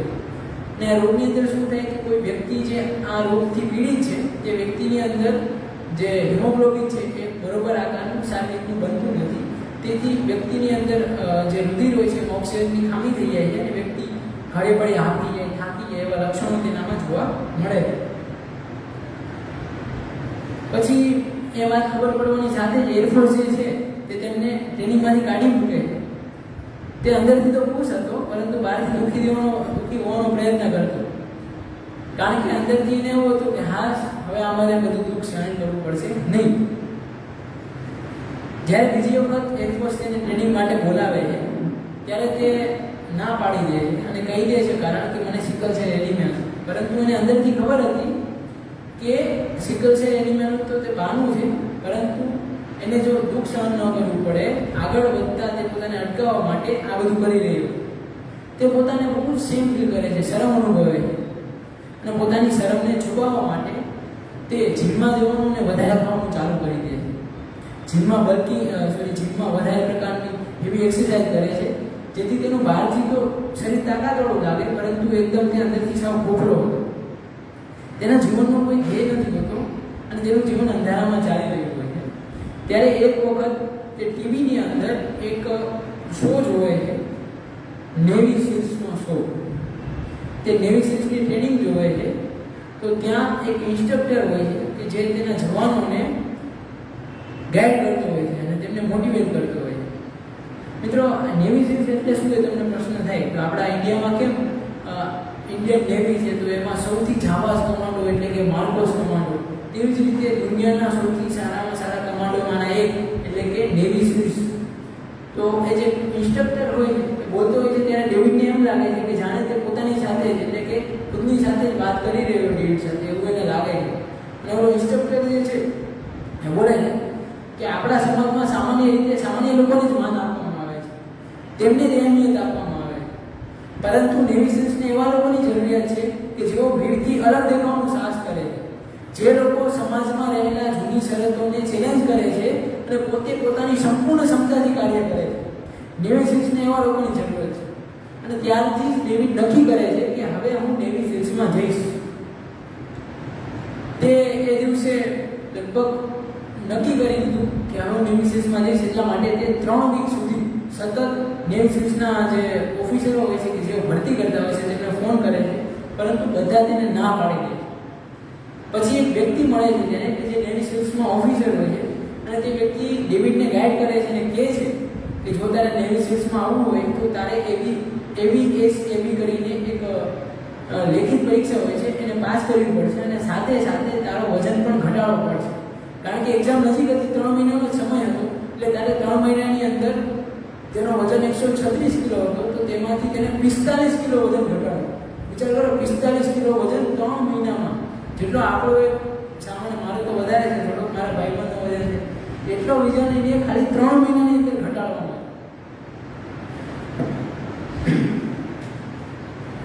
ટેસ્ટ આપે છે એસબીએબી ટેસ્ટમાં બધામાં સારી રીતે પાસ થઈ જાય છે, પરંતુ એક વિષય એવો હોય છે કે તેમાં તેને 50 માર્ક લાવવાના હોય છે અને તેની જગ્યાએ તે 44 માર્ક લાવે છે. એટલે બધી જ ટેસ્ટ તેને ફરી વખત આપવાની હતી. અને ત્યારે તે જે મેં હમણાં કહ્યું હતું એમ ત્યારે એ વખતે તે પેસ્ટ કંટ્રોલ તરીકે કામ કરતો હતો અને ત્યારે તે કામ કરવા જાય છે અને કોકરોચ અને ઉંદરને જોઈ અને વિચાર કરે છે, શું મારા જીવનને આવી રીતે જ પૂર્ણ કરી દેવાનું છે? મારા જીવનનો કોઈ ધ્યેય નથી, હું આવું કેટલા વર્ષ સુધી જીવીશ? અને એ દિવસથી તે નક્કી કરે છે કે આજથી હવે હું આ જોબ નહીં કરું અને મારા જીવન ઉપર હું ધ્યાન આપીશ. તે ઘરે જાય છે અને સ્પોર્ટ્સના રનિંગ શૂઝ પહેરે છે. તેનો વજન 135 કિલો હતો, એટલે તે દોડી શકતો નથી. માત્ર 1 કિલોમીટર જેટલું દોડે અને થાકી જાય અને પડી જાય. પાછો તે ઊભો થાય છે અને દોડવાનું શરૂ કરે છે. તે ઊભો નથી રહેતો અને ત્યારે તેને ખબર પડે છે કે જે લિમિટ છે એ ફક્ત માઇન્ડમાં જ હોય છે. જો આપણે ઈચ્છીએ તો શું ન કરી શકીએ. હવે તેનું ડેલીનું રૂટીન બની જાય છે. રોજ સવારે 4:30 વાગે ઉઠવું, 2 કલાક રનિંગ કરવું, 2 કલાક વાંચવું એસબીબી ટેસ્ટનું, અને પછી 2 કલાક સ્વિમિંગ અને બધા જ પ્રકારના એવા કાર્યો કરવા કે જે પોતાના શરીરને અનકમ્ફર્ટેબલ ફીલ કરાવે.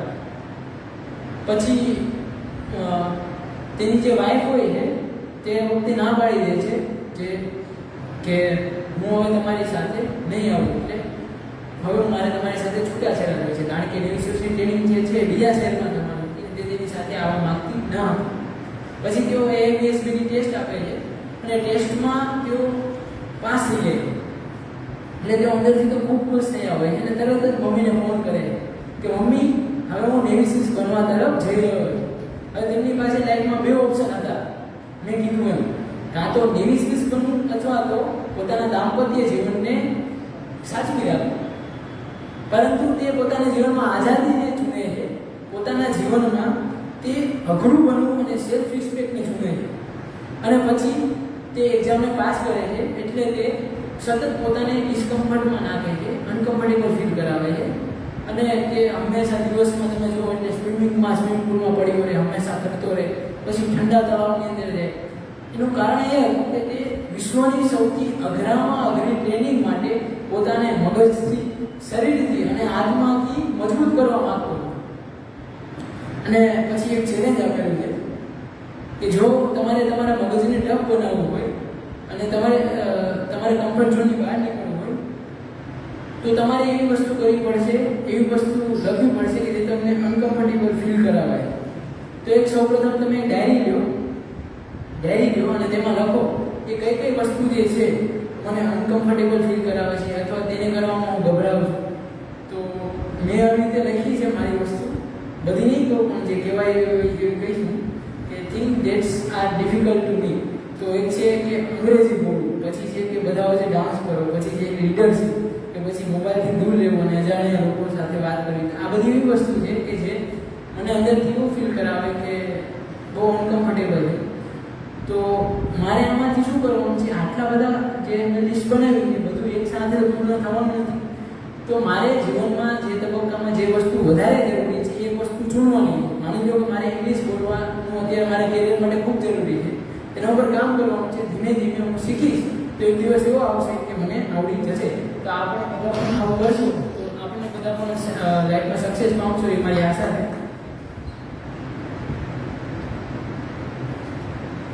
જે સ્કિલ ટ્રેનિંગ વિશે હું થોડો પરિચય આપું તો આજે નેવી સિક્સની જે ટ્રેનિંગ છે એ કુલ 12 થી 18 મહિના જેટલી લાંબી હોય છે અને તેમાં સૌથી અઘરામાં અઘરો ફેઝ કે જેનું નામ છે હેલ્પિંગ. શું નામ છે? હેલ્પિંગ. આ જે વીક છે એટલે કે અઠવાડિયું જે છે કુલ 130 કલાકનું હોય છે. તેમાં જવાનોને સુવા પણ દેવામાં આવતા નથી. રાત્રે સખત મેન્ટલ ટોર્ચર કરવામાં આવે છે. રાત્રના સમયે દોડાવવા, તેમને ઠંડા પાણીની અંદર મોકલવા, જેથી કરીને તેમની સ્લીપ સાયકલ હોય તે બ્રેક થઈ જાય. અને આ હેલ્મિટની અંદર જ તે 75% જે માણસો હોય છે તે ક્વિટ કરી દે છે, છોડી દે છે. પરંતુ ડેવિડ જ્યારે આ ટ્રેનિંગમાં આવે છે ત્યારે તે નક્કી કરે છે કે કશું પણ થઈ જાય, કંઈ પણ થઈ જાય, હું જે હેલ્મિટની ટ્રેનિંગ છે એને નહીં છોડી દઉં અને આ જે ગેમ છે હું માઇન્ડથી રમીશ. તેમની ટીમ અને ડેવિડ એ લોકો બધી જગ્યાએ આગળ હોય છે અને બધી જગ્યાએ સારું પ્રદર્શન કરતા હોય છે. ત્યાં તેઓ શું કરે છે કે તેમની ઇન્સ્ટ્રક્ટર જે હોય છે ને તો તેની જે શું કહેવાય નોટ્સ કે જે તેને છોડી લે છે. અને કારણ કે એમાં બધું લખેલું હોય છે ટાઈમ ટેબલ કે આ સમયે જવાનો સાથે આ કરવું, તે કરવું, ફલાણું કરવું, એટલા માટે તેઓ છોડી લે છે અને તેને વાંચીને પછી નક્કી કરી લે છે પહેલા તે હવે અમારી સાથે આ થવાનું છે. આ રીતે માહિતી પ્રિપેર થઈ જાય અને આ રીતે આપણે કેવી રીતે કરવું એ તેઓ વિચારે છે. ડેવિડને પણ ખૂબ જ ટોર્ચર કરવામાં આવતું હતું, પરંતુ ડેવિડ આ નેવિશનની ટ્રેનિંગ કરતા પોતાની અંદર એક એવું પ્રાણી જુએ છે કે કોઈ પણ પ્રકારનું દર્દ સહેવા માટે તે તૈયાર હતું અને બધા દર્દમાં તે રહી શકતું હતું, મજા લેતું હતું.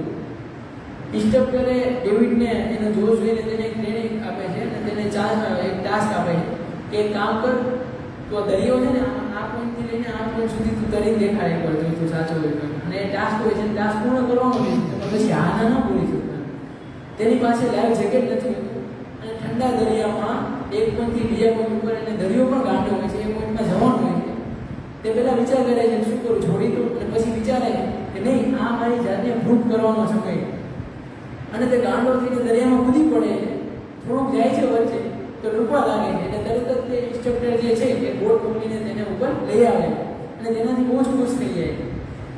ડેવિડ અને તેમની ટીમ બધી જગ્યાએ સારું પ્રદર્શન કરતી હતી, એટલા માટે તેઓ રનિંગ હોય, રેસ હોય, બધા ટાસ્ક હોય એમાં આગળ રહેતી, એટલા માટે તેમને બ્રાઉન ટી શર્ટ આપવામાં આવ્યું. તે તેમની સફળતાની, તેઓ સૌથી આગળ છે તેની નિશાની. પછી એવો ટાસ્ક આવે છે કે જે આપણને બધાને બધી જગ્યાએ મદદરૂપ થઈ શકે હોય કે કોઈ પણ કોમ્પિટિશન વાળી જગ્યા હોય ને તો ત્યારે આપણે નક્કી કરવાનું છે કે આપણો ઓપોનન્ટ કોણ છે. કોઈ નોકરી કરતા હોય તો બોસ છે, પછી કોઈ ભણતા હોય તો કોઈ શિક્ષક, કે કોઈ એવો વ્યક્તિ કે જે સ્પોર્ટ્સ રમે છે તો તેના માટે કોઈ કોચ છે. તો એ નક્કી કરવાનું છે કે આપણો ઓપોનન્ટ કોણ. તમારી પાસે એક જ રીત છે એ વ્યક્તિને ઇમ્પ્રેસ કરવા માટેની કે તમે કોઈ પણ કામ કરો એ એક્સેલન્ટલી કરો, સંપૂર્ણ પોતાની ક્ષમતા લગાવીને કામ કરો, ત્યારે જ એ વ્યક્તિને તમે ઇમ્પ્રેસ કરી શકશો. હવે હું તમને ઉદાહરણથી સમજાવું એટલે સમજાઈ જશે. ધારો કે હું છું કે કોઈ વ્યક્તિ છે કે જેને બાસ્કેટબોલ રમવું છે, પરંતુ જે કોચ હોય છે તે તેને બાસ્કેટબોલની ટીમમાં સિલેક્ટ કરતો નથી. તો હવે મારે શું કરવાનું?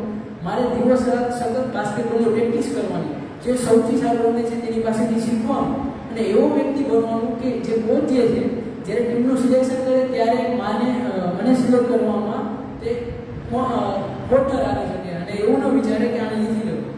અને આપણે એવા વ્યક્તિ બનવાનું છે કે તે વ્યક્તિને લાગે કે મારામાં નથી, એ આ વ્યક્તિની અંદર છે. એવા વ્યક્તિ બનશું તો જરૂરથી આપણે સફળતાને પામી શકવાના છે. પછી તેઓ હેલ્મેટને પાસ કરે છે અને સાથે સાથે તેમના ઘૂંટણ જે હોય છે પગ, તેમાં બહુ દુખતું હોય છે.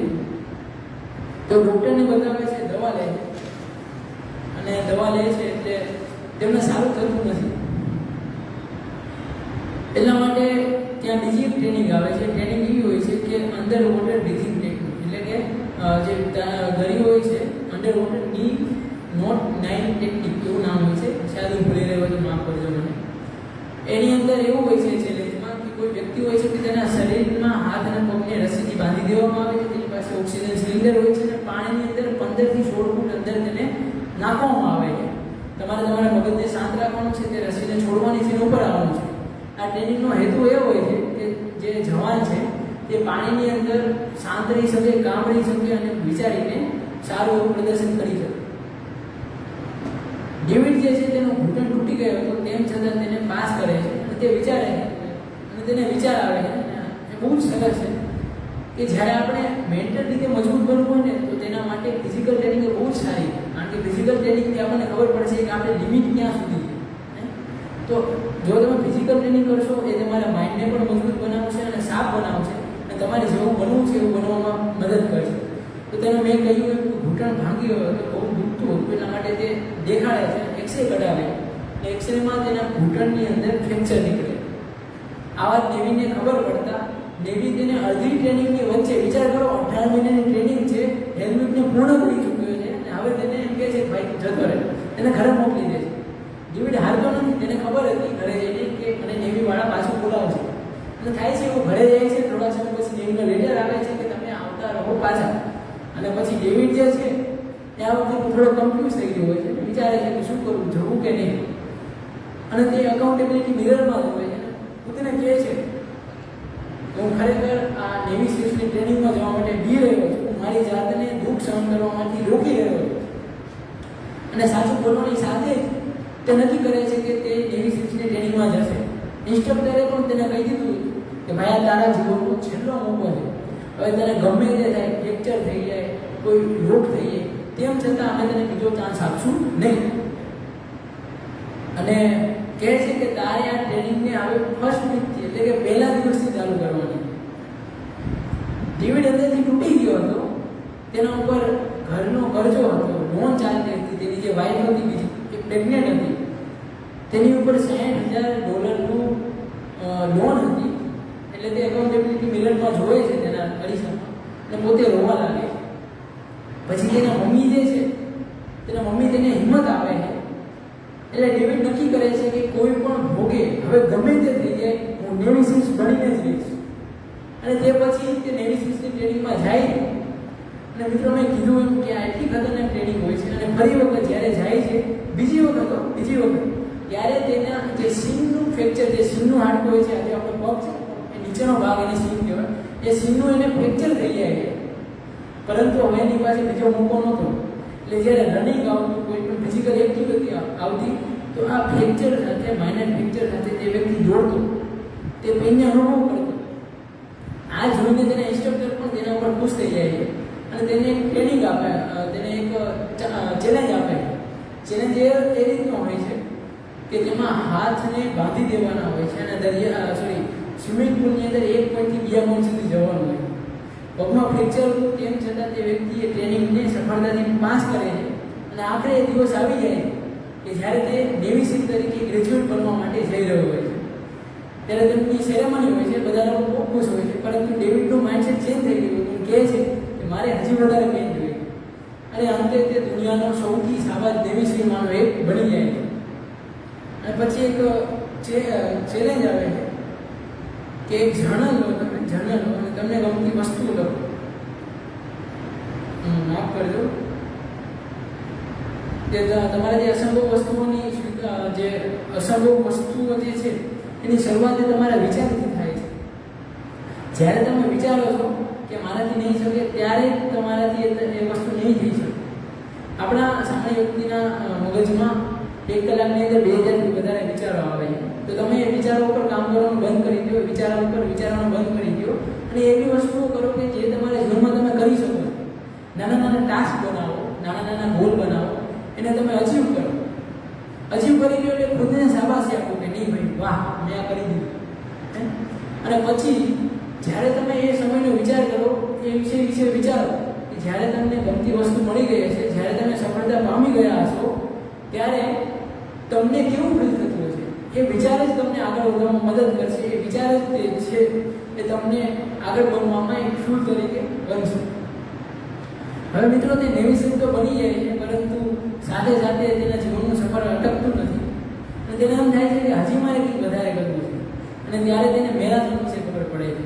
મેરાથોન વિશે ખબર છે ને બધાને? મેરાથોન, હા, કોઈ 42 થી 45 કિલોમીટરની રેસ હોય છે અને મેરાથોન કહેવાય છે. તો તેને એક મેરાથોન વિશે ખબર પડે છે કે જેનું નામ હતું ડેડ વોટર 235 નામની એક રેસ હોય છે, ડેડ વોટર 235. તો એ રેસમાં હિસ્સો લેવાનો વિચારે છે, પરંતુ એ રેસમાં હિસ્સો લેવા માટેની એક શરત હોય છે કે જ્યારે તમે 24 કલાક સતત દોડેલા હોય અથવા તો તમે 160 કિલોમીટર સુધી ભાગેલા હોય, એટલે કે રનિંગ કરેલું હોય, તો જ તમે તે રેસની અંદર હિસ્સો લઈ લો. પહેલાં તો ડેવિડ જે હોય છે તે એસપીજીની રિકમેન્ડેશનથી તેમાં હિસ્સો લેવાનું વિચારે છે. પરંતુ જ્યારે તેને ફોન કરે છે તો જે બેડ વોટર 235ના જે ડાયરેક્ટર હોય છે તેમ કહે છે કે તમને એમ તો એડમિશન ન મળે રેસમાં. જો એવું હોય તો હમણાં તે સેન્ડિયાગો 1 ડે રેસ આવે છે અને એ રેસ પૂર્ણ કરીને દેખાડો તો અમે વિચારી લે. રેસ જે હતી એ 3 દિવસ પછી જ હતી. એમને ફોન આવેલા 3 દિવસ પછી જ હતી. તેમને 6 મહિનાથી રનિંગની પ્રેક્ટિસ નથી કરી હતી.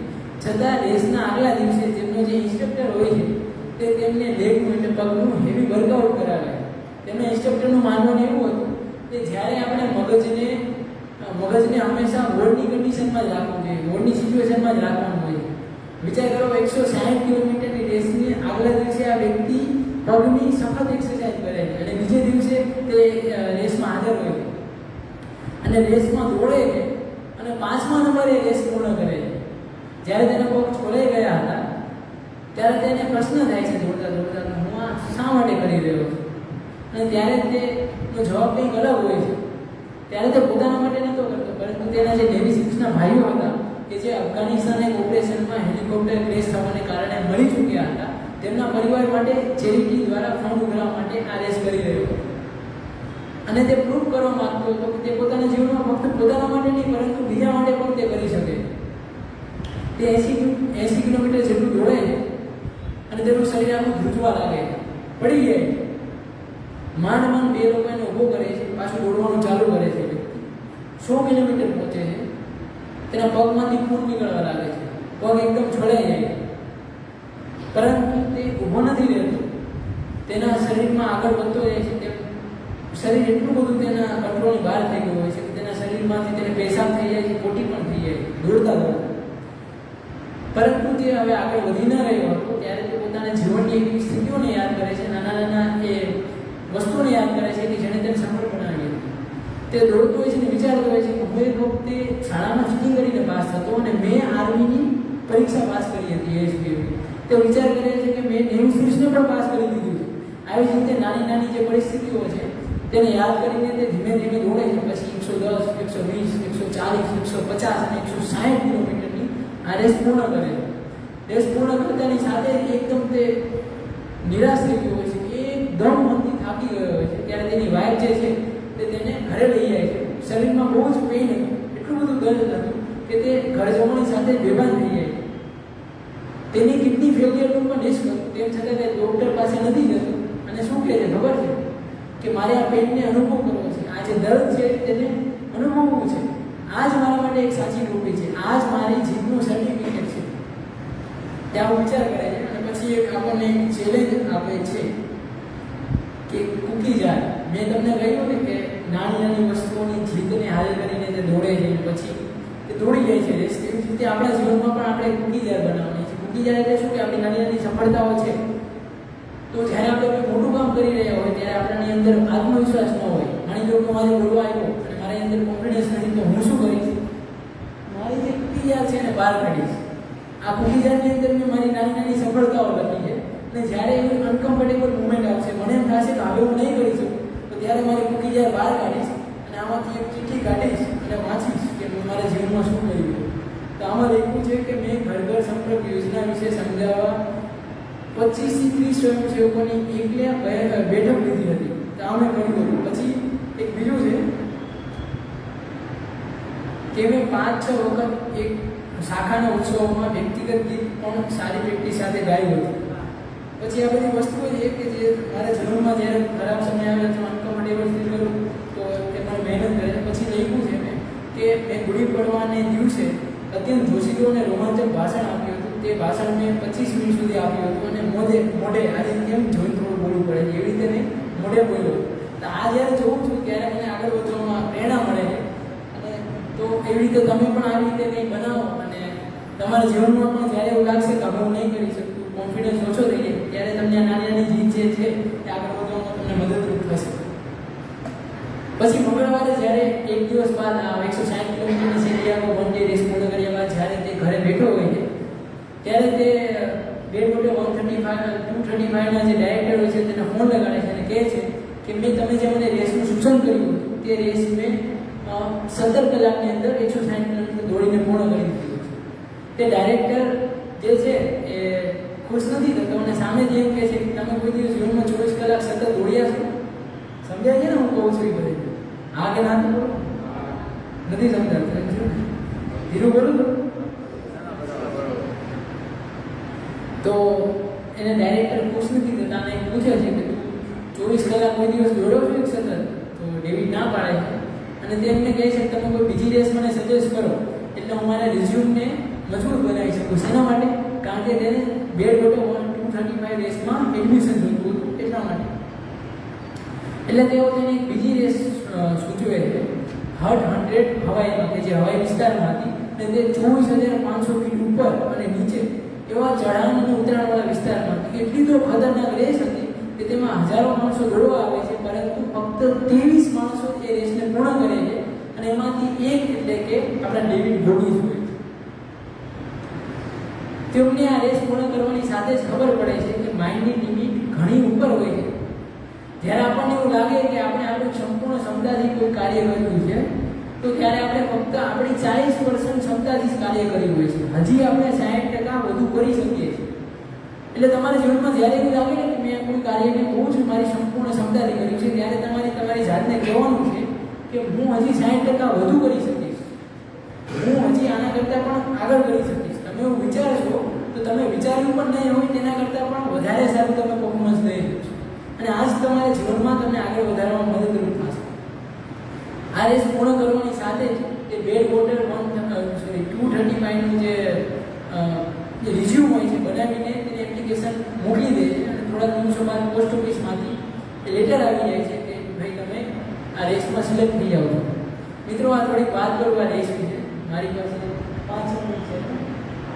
હા, તો પૂર્ણ થઈ જાય. ખાસ મને પહેલાં બીક હતી બોલ્યા પહેલાં કે મારે કંઈ બાકી નહીં રહી જાય, નામ નહીં થઈ જાય. જો કે પૂર્ણ થઈ ગયા એટલે હું ખુશ કે ભાઈ છેલ્લા પેજ સુધી પહોંચી જઈશ.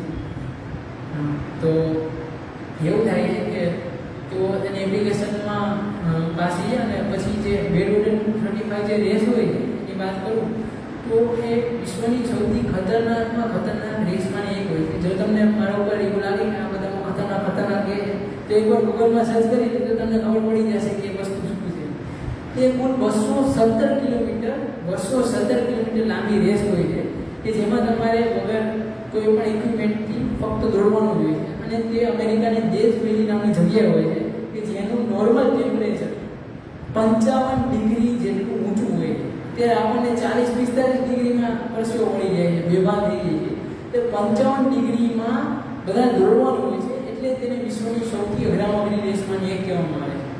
ડેવિડ આ વખતે વિચારે છે કે હવે હું સંપૂર્ણ તૈયારી કરીશ. તે બધું જ નક્કી કરે છે કે ક્યાં તેની ટીમને રાખવાની, ક્યાં કુલિંગ જગ્યા રાખવાની, પછી કેવી રીતે દોડવું, કેટલી સ્પીડથી દોડવું, અને તે પોતાને સંપૂર્ણ રીતે માઇન્ડથી મજબૂત કરતો હોય છે. તે એક ઉપર એક એવી રીતે 3-4 જોડી કપડાં પહેરીને સાયકલિંગ કરે છે, એટલે તેની જે ગરમી છે એને સહન કરી શકે. પછી રણમાં દોડવા જાય છે, એટલે જે તેની તાપમાન હોય છે એને સહન કરી શકે, અને પછી જે રેસને પૂર્ણ કરી શકે.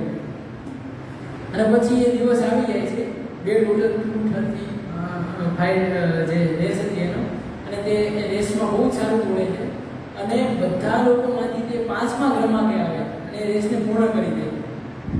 આ લેસન જે છે, હવે આ ચેપ્ટર પૂરું થાય છે એટલે એક ચેલેન્જ આપી છે, લેસન આપી છે કે જે બહુ સારી છે અને આપણને બધાને ઉપયોગી આવી રહી છે. લેખક કહે છે કે જીવનમાં સફળતા પામવા માટે આપણે કોઈ પ્રતિભાની જરૂર નથી, કારણ કે મોટાભાગના માણસો એવું માને છે કે આપણે જો જીવનમાં સફળ થવું હોય તો આપણે બાય ટેલેન્ટની જરૂર હોય છે. પરંતુ લેખક એવું કહે છે કે જો તમારામાં હિંમત કરવાની તાકાત હોય, તમે હાર ન માનવાની શક્તિ હોય તમારામાં, અને તમારું અડગ મનોબળ હોય ને, તો તમારામાં કોઈ પ્રતિભા નહીં હોય તો પણ તમે સફળ થઈ બતાવશો.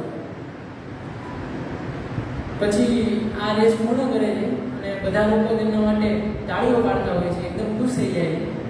ત્યારે ડેવિડ શું વિચારે છે કે આ રેસ પૂર્ણ થઈ ગઈ એટલે બસ એવું નહીં કે આ તો એક પગલું હતું, પછી મારે આના કરતાં પણ આગળ જવાનું. એટલે એક વખત તેના મિત્ર કે જે તેની સાથે કમાન્ડર હોય છે નેવી સર્વિસની અંદર, તેની સાથે વર્લ્ડ આયરમેન ચેમ્પિયનશિપ નામની એક અઘરી રેસ હોય છે કે જે ટ્રાયથલોન હોય છે. ટ્રાયથલોન એટલે શું? પાણીની અંદર સ્વિમિંગ કરવાનું, સાયકલિંગ કરવાનું, અને સાથે સાથે મેરાથોન દોડવાનું, એટલે કે 45 કિલોમીટર જેટલું દોડવાનું. આ ટ્રાયથલોનમાં તેઓ વિમાનમાંથી દરિયાની અંદર કૂદે છે, પછી તેઓ તરે છે, અને પછી સાયકલિંગ કરે છે 100-200 કિલોમીટર જેટલું, અને પછી ડબલ મેરાથોન દોડે છે, એટલે કે 90 કિલોમીટર જેટલું દોડે છે. બંને ખંભાથી હાથ મિલાવે છે. ખંભાથી એટલે કે સાથે સાથે બે જણા જે છે એ ફિનિશ લાઈન ક્રોસ કરે છે અને નેવી સર્વિસનું નામ ઊંચું કરે છે. આ તેના જીવનનો પીક પોઈન્ટ ચાલતો હતો. બધા જ બધી બાજુ જે ડેવિડ હતો તેની જે અંદરની શક્તિ હતી, જે પોતાને જે ચેલેન્જ આપતો હતો, એને બધા શું કહેવાય આપણે એને કે તેને બધા એપ્રિશિએટ કરતા હતા. જીવનમાં બહુ સારો એનો પોઈન્ટ ચાલતો હતો. એટલે તે શાળામાં જતો, શાળામાં વિદ્યાર્થીઓને ગાઈડ કરતો, પોતાના કિસ્સા કહેતો અને તેમને પણ મેરાથોનમાં દોડવા માટે લઈ જતો. પરંતુ થાય છે એવું કે એની જિંદગીને શાંતિ મંજૂર ન હતી. એટલે એક વખત જ્યારે તે સાયકલિંગ કરતો હોય છે ત્યારે તેના હૃદયના ધબકારા 150 BPM એટલે કે પ્રતિ મિનિટ 150 જેટલા ધબકારા વધી જાય છે. સામાન્ય માણસના કેટલા હોય? આપણા બધા ધબકારા વધી જાય છે એટલે તે ડૉક્ટર પાસે જાય છે. ડૉક્ટર તેનો એક્સરે કરે છે, પછી બધી રીતે તપાસ કર્યા બાદ ખબર પડે છે કે તેને જન્મજાત હૃદયની અંદર કાણું, તેના હૃદયની અંદર ઓક્સિજન યુક્ત અને ઓક્સિજન વિહીન જે રુધિર છે લોહી એ મિક્સ થઈ જતું હતું, એટલે તેના શરીરની અંદર સરખો ઓક્સિજન વાળું રુધિર પહોંચતું નહોતું, જેનાથી દર્દી સારી રીતે એફિશિયન્સીથી કામ ન કરી શકે.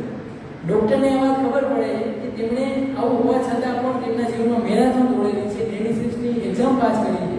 એટલે એમ કહે છે કે તમે જે કરી બતાવ્યું ને એ તો એક ચમત્કાર છે, એ અમારામાં પણ માનવામાં નથી આવતું. એ વ્યક્તિ ઓપરેશન કરાવે છે અને ઓપરેશનના થોડાક દિવસો બાદ હવે કંઈ બેસી તો રહેવાનું નહોતું, એટલે તે પછી વર્કઆઉટ કરતો હોય છે. ત્યારે અચાનક તેના ધબકારા વધી જાય અને પછી ખબર પડે છે કે તેનું ઓપરેશન ફેલ થઈ ગયું. એટલે નેવી તેને એવી સલાહ આપે છે કે તમે હવે રિટાયર થઈ જાઓ નેવીમાંથી, હવે તમે નેવીમાંથી મૂકી દો, એટલે કે નેવીને છોડી દો. પરંતુ ડેવિડ જે છે, તમને શું લાગે છોડી હોય છે નેવી? જરા નહીં, તે નેવી છોડતો નથી. અને પછી તેને ખબર પડે છે કે લાઈફમાં કોઈ દિવસ કોઈ ફિનિશ લાઈન હોતી નથી, આપણે હંમેશા આગળ ને આગળ વધવાનું હોય છે. અને પછી છેલ્લું જ છે જે 2 મિનિટ થઈ જાય, કારણ કે મને મજા નહીં આવે જ્યાં સુધી છેલ્લે સુધી બોલું ત્યાં. તેને એનેસ્થેસિયા દેવામાં આવે છે અને ફરી વખત તેનું ઓપરેશન કરવામાં આવે છે. ત્યારે તેને યાદ આવે છે કે તે 27 વર્ષનો હતો, નેવી સિક્સમાં હતો અને તે તેના મિત્રો સાથે મલેશિયાની અંદર વોરફેર એટલે કે જંગલની અંદર વોરની પ્રેક્ટિસ કરતો હતો. અને ત્યાં નેવીની અંદર એટલું જ ટફ એમનું વાતાવરણ હોય છે કે સવારે રનિંગ, પછી સ્વિમિંગ ચાલુ રહે છે અને તેમના ઓફિસરો તેમનાથી આગળ રહેતા, એકબીજા સાથે કોમ્પિટિશન કરતા અને હંમેશા એવું સારું પ્રદર્શન કરતા. પણ ડેવિડ એવું માનવામાં આવે છે દુનિયામાં કે જે નેવી સીલ્સ છે એમની લાઈફ એકદમ લોકસાળ જેવી હોય છે, તેઓ પાર્ટી કરતા હોય છે. પરંતુ ડેવિડ એવું કાંઈ પણ કરતો નથી, તે રોજ રાત્રે વહેલો સૂઈ જાય છે, વહેલો ઉઠે છે અને વાંચે છે. તો એક વખત તેને આર્મી રેન્જર વિશે ખબર પડે છે, ડેલ્ટા ફોર્સ વિશે ખબર પડે છે. એટલે તે નેવીને એપ્લિકેશન લખે છે કે મારે ડેલ્ટા ફોર્સમાં જવું છે. તે પણ એટલી જ ખતરનાક હતી જેટલી નેવી સીલ્સ છે. એટલે તેમાં જવા માટે એપ્લિકેશન લખે છે. 6 વાર તેની એપ્લિકેશન રિજેક્ટ થાય છે. 7મી વખત તેને મળે છે, તે જાય છે, ત્યાં પણ સારું પ્રદર્શન કરે છે અને તે સૌથી સારો best man in the army ranger સ્કૂલનો એવોર્ડ મેળવે છે અને તે પણ ગ્રેજ્યુએશન થઈ જાય છે અને આર્મી રેન્જર સ્કૂલમાંથી તે ડેલ્ટા ફોર્સ પણ બની જાય છે, ડેલ્ટા ફોર્સમાં પણ જતો રહે છે. અને પછી છેલ્લું છે કે તે છેલ્લું ચેપ્ટર છે કે તે વર્લ્ડ રેકોર્ડ પણ બનાવે છે. મેં જ્યારે પરિચય આપ્યો ત્યારે કીધું કે 4030 જેટલા પુશઅપ કરીને વર્લ્ડ રેકોર્ડ પણ બનાવે છે અને એક છેલ્લું ચેલેન્જ આપે છે. આ ચેલેન્જ જે છે એ તમે ન સાંભળવું હોય તો ચાલશે, કારણ કે આ ચેલેન્જ જે છે સામાન્ય લોકો માટે નથી. જો તમને એવું લાગતું હોય કે તમે અસામાન્ય છો તો જ આ વસ્તુને ધ્યાનથી સાંભળજો. લાગે છે બધા અસામાન્ય છે? હા કે ના? એટલે છીએ જ તે. આપણે આ દુનિયામાં આવ્યા છીએ એનો અર્થ એવો કે આપણે અસામાન્ય છીએ તો જ આ દુનિયામાં આવ્યા છીએ. તો હવે ચેલેન્જ વિશે વાત કરું કે સામાન્ય રીતે માણસો એવું માનતા હોય છે કે સફળતા જીવનમાં આવી જાય એટલે બસ ખતમ, પછી આરામ. પરંતુ માનતા એવી વસ્તુ હોય છે કે તેને ટકાવી રાખવા માટે, જીવનમાં જાળવી રાખવા માટે તમારે સતત પ્રયત્ન કરવો પડશે અને અનંત મહેનત કરવી પડે. તમે કોઈ નાના તળાવની અંદર મોટી માછલી દેખાઈ જાઓ એ તો સરળ છે, પરંતુ તમે ગુલ્ફ એટલે વરુઓની વચ્ચે રહીને હજુ પણ ઊંચા દેખાવ એ અઘરું છે. મોસમ પેટ પરિવર્તન. તમે સામાન્ય માણસોની વચ્ચે રહીને અસામાન્ય દેખાવ એ તો બહુ જ ઈઝી છે, પરંતુ જ્યારે તમે અસામાન્ય માણસો વચ્ચે હોય ત્યારે તમે શું કરશો અસામાન્ય માણસ દેખાડવા માટે? તો ત્યારે સખત મહેનત, પોતાના ઉપર આત્મવિશ્વાસની જરૂર છે અને ખુદ ઉપર એટલા બધા સંઘર્ષ કરવાના છે, અનંત પ્રયત્નો કરવાના છે કે એવો વ્યક્તિ બનાવવાનો છે આપણને કે જ્યારે ક્લાસમાં બધા જ સફળ માણસો બેઠા હોય તેની વચ્ચે પણ આપણે અલગ દેખાય, તેમના વચ્ચે પણ આપણે ઉપર દેખાય. અને આ પુસ્તકની પૂર્ણાવતી થઈ જાય છે. અને છેલ્લે મેં એક રામદારી સિંહ દિનકરની બહુ સરસ મજાની પંક્તિ લખી છે કે युद्ध नहीं जिनके जीवन में वो भी बड़े अभागे होंगे, युद्ध नहीं जिनके जीवन में वो भी बड़े अभागे होंगे, या तो रण को तोड़ा होगा या तो रण को छोड़ा होगा. અમારું પુસ્તક જે છે પૂર્ણ થાય છે અને સમય પણ પૂર્ણ થઈ જાય છે. થોડું બોલું છું પણ હવે કોઈ બીજી વખત બોલશું. આપ સૌ મને સાંભળ્યું એ બદલ આપ સૌનો હું દિલથી આભાર માનું છું. આપ સૌને થેન્ક યુ સો મચ.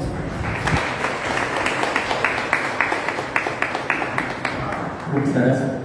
ધ્યાનભાઈને આપણે ફરી એકવાર જોરદાર તાળીઓથી વધાવીએ. ખૂબ સરસ પુસ્તક એમથી રજૂ કર્યું. એમને તો 1 કલાકથી પણ વધારે સમય માટે બોલવું હતું, કારણ કે એટલું બધું આ પુસ્તકની અંદર છે, પણ આપણી સમયની મર્યાદા પણ એટલે એમાં રહીને એમણે પુસ્તકને યોગ્ય ન્યાય આપ્યો છે. આપણી પાસે 10-12 મિનિટ છે. આપણે કાર્યક્રમને આગળ વધાવીએ તે પહેલાં 2 જાહેરાત કરું. આવતીકાલે સવારે 8:30 થી 11 દરમિયાન આપણે ખ્યાલ હશે કે વાજપેયી ગાર્ડનમાં આપણે સહવાચન પ્રવૃત્તિ કરીએ છીએ. એમાં આપ સૌ અવશ્ય આવજો.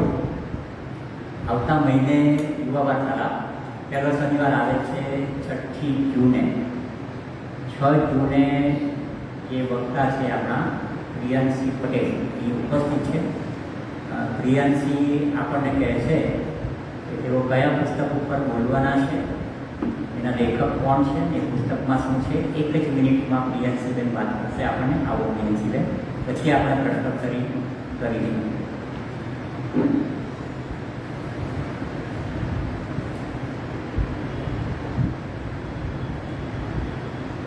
હેલો, સૌથી પહેલાં તો હું ધ્યાનભાઈ વિશે કહેવા માંગીશ કે એમણે અદ્ભુત વક્તવ્ય જે પુસ્તક છે એવું લાગે કે મને વધારે મોટિવેશન મળ્યું હોય આવતા મહિને જ્યારે મારે બોલવાનું છે.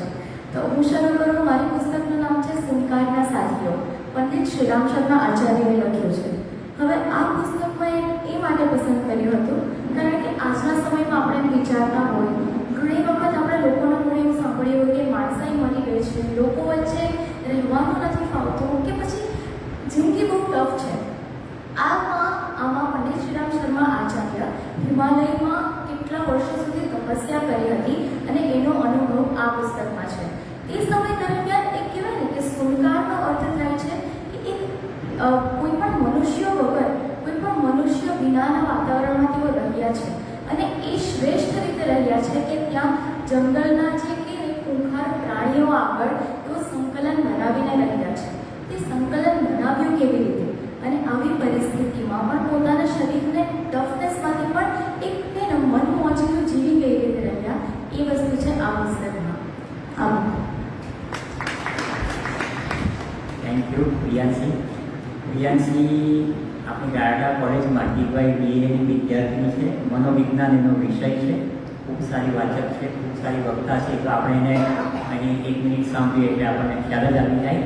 તો પ્રિયાંશીને આ બહુ સુંદર આપણી લાઇબ્રેરીમાં પુસ્તક છે સુનકારના સાથીઓ, શ્રી રામ શર્મા આચાર્ય, ગાયત્રી પરિવારના. આપણને ખ્યાલ હશે. તો આજના યુવાનો આ વિષયના પુસ્તકો પણ પસંદ કરે છે, એ ખૂબ આનંદની વાત છે. તો એને સાંભળવા માટે આપણે 6મી જૂન 6 સાંજે 6 વાગ્યાની આવી જઈશું. હવે આપણે પ્રશ્નોત્તરી વિભાગ શરૂ કરીએ. આપને આ પુસ્તક વિશે કંઈ પણ પ્રશ્ન હોય, કાંટ અર્થની પુસ્તક વિશે, તો આપ ધ્યાનભાઈને પૂછી શકો છો.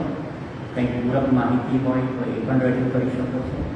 પૂરક ચર્ચા હોય, તમારે એમને અભિનંદન આપવા હોય તો એ પણ આપી શકો. આપણી પાસે 10 મિનિટ છે.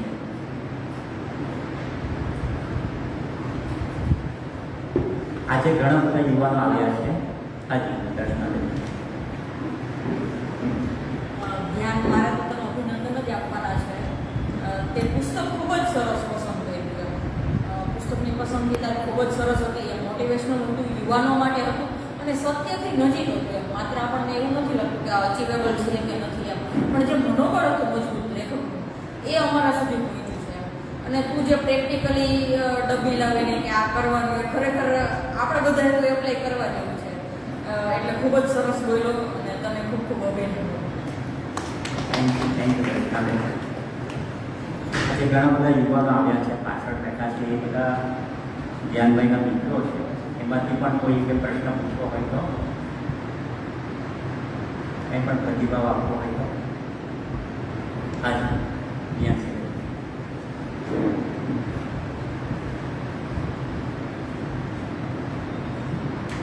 સૌથી પહેલાં હું પણ તમારું એજિટિંગ એપ્રિશિએટ કરવા માગું છું. ઘણી વખત એ વસ્તુ હોય કે આપણે વાંચ્યું છે, આપણે ફોલો નથી કરતા. ફર્સ્ટ વસ્તુ એ જે તમે કરીને કે જેટલું તમે વાંચ્યું છે ને, આઈ સો ધ ઇમ્પ્લિમેશન, જે તમે ઇમ્પ્લિમેન્ટ કર્યું છે. જેવાય કે આ હવે તમે જે કીધું કે આપણે જે અચીવમેન્ટ હાંસલ કરી છે, અચીવમેન્ટ તે તમે એકચ્યુઅલી તો તે અમને વધારે મોટિવેટ કરે કે જો માણસે વાંચ્યું છે, એણે કર્યું છે, તો અમે પણ એ વસ્તુ કરીએ. અને એક ક્વેશ્ચન મને એ છે કે તમે જે લાસ્ટ એક્ટિવિટી કીધી ને કે એક્સ્ટ્રા ઓર્ડિનરી, કે એક લાસ્ટ એક્ટિવિટી જ્યારે તમે એક્સ્ટ્રા ઓર્ડિનરી બનવા માંગો છો, તે મને જાણવાની ઈચ્છા છે. તો તમે કહી શકો?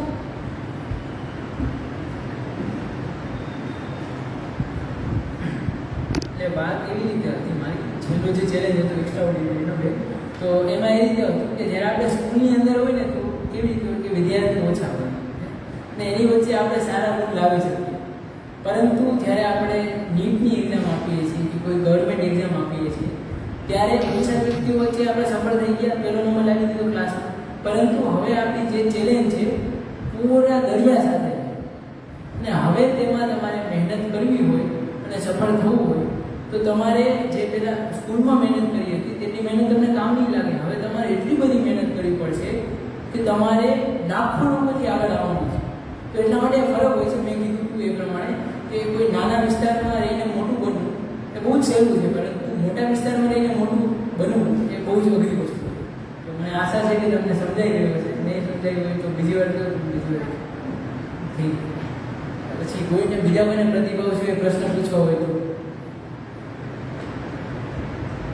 પહેલા તો મને એટલું કહ્યું કે તમને બધાને સમજાવવાનું છે તો ખરા ને, કેટલાને સમજાવવાનું છે? હા હાથ તો એ સાચું કહેજો, મને કંઈ ખોટું જ લાગે, કારણ કે મને ફરક નથી પડતો તમને કેવું પણ પ્રતિભાવ આપશો એ વાત. Thank you so much. કોઈ બીજો કોઈ પ્રશ્ન?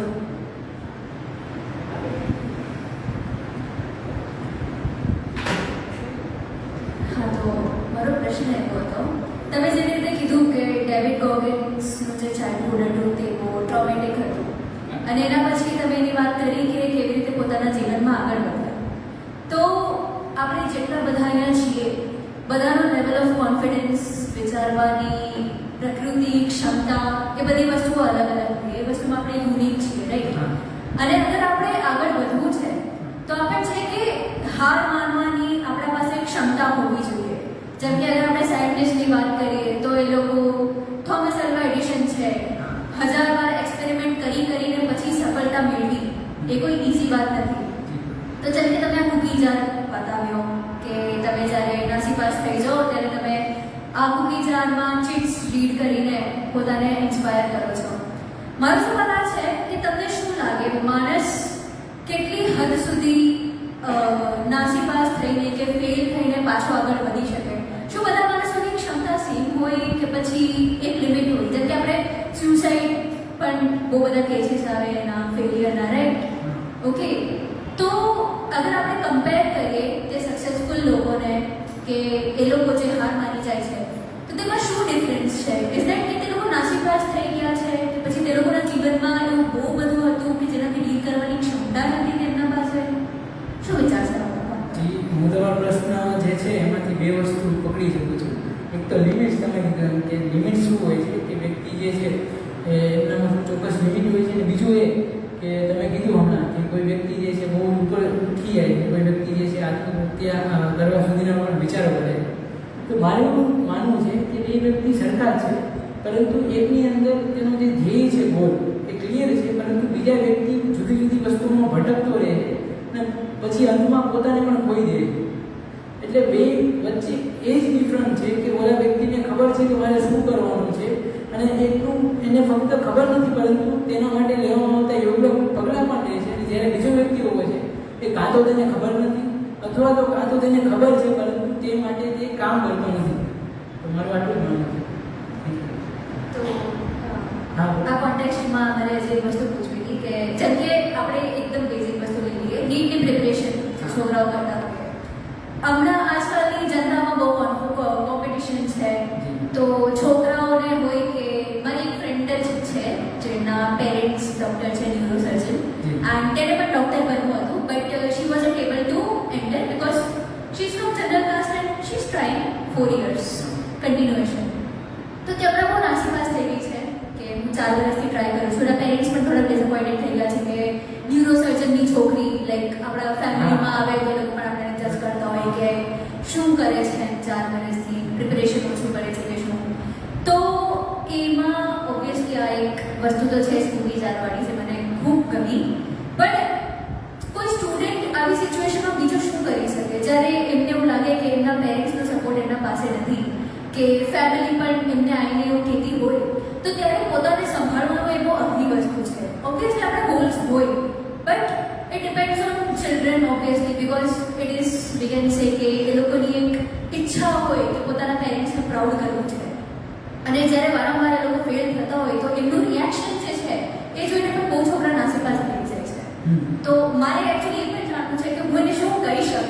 સિચ્યુએશનમાં, તો તમે હો તો તમે શું કરો?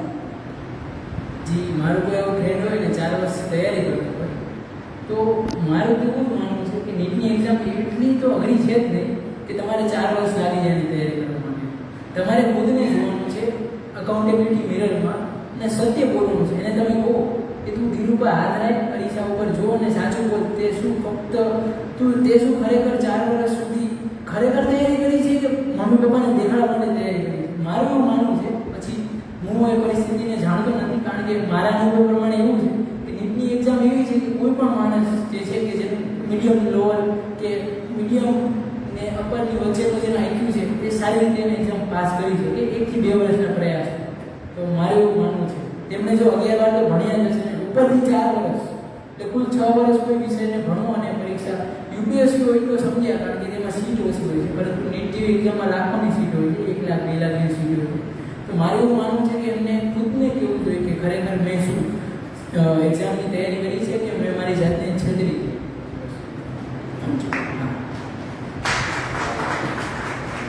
હવે આ છેલ્લો પ્રશ્ન આસઠ ટકા આપણી પાસે 2 મિનિટ છે. આપણે એમને બેને જે વાત કરી છે તેમાં મેં એક વાત કરવા માંગુ છું કે કોઈ પણ વસ્તુ આપણે પ્રયત્ન કરવો છે કે કોઈને આપણે બતાવવા માટે કે કોઈને મા બાપને બતાવવા માટે આપણે કરવું છે એ માટે કરવું જોઈએ. તેનું પ્રેશર આપણા પર નહીં આવવું જોઈએ. એ માટે એનો પ્રતિભાવ કરશે. બાકી કોઈ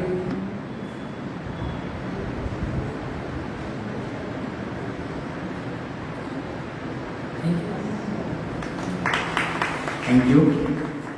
બરાબર 7:30 વાગ્યા છે. આપણે આપણો વાર્તાલાપ પૂરો કરીએ. આજે એક જ મારે બધા શ્રોતાઓને વિનંતી છે કે આજે આપણે એવું નોંધ્યું કે 6:15 થી 6:30 ની વચ્ચે ઘણા બધા શ્રોતાઓ આવેલા. અનિવાર્ય કારણસર મોડું થઈ શકે, પણ આપ સૌ શ્રોતાઓને વિનંતી છે કે આપ 6:05 જો આવી જાઓ તો આપણે બરાબર 6 વાગે વાર્તાલાપ શરૂ કરી દેતા હોઈએ છીએ, તો એ આપણું મિસ નહીં થાય. એટલા માટે પણ આજે ખૂબ આનંદ છે એ વાતનો કે 50થી પણ વધુ શ્રોતાઓએ આજે એમના વાર્તાલાપને માણ્યો. એમાં પણ 25થી વધારે તો યુવાનો હતા. એનો ખરેખર આનંદ છે. તો આપ સૌ શ્રોતા મિત્રોનો ખૂબ ખૂબ આભાર. ફેસબુકના માધ્યમથી પણ આપણને નિહાળનારા સૌ શ્રોતાઓનો આભાર. વક્તા ધ્યાનભાઈનો તો આભાર છે જ. તો ફરી પાછા મળતા રહીશું આ જગ્યાએ. આભાર. શુભરાત્રિ. અસ્તુ.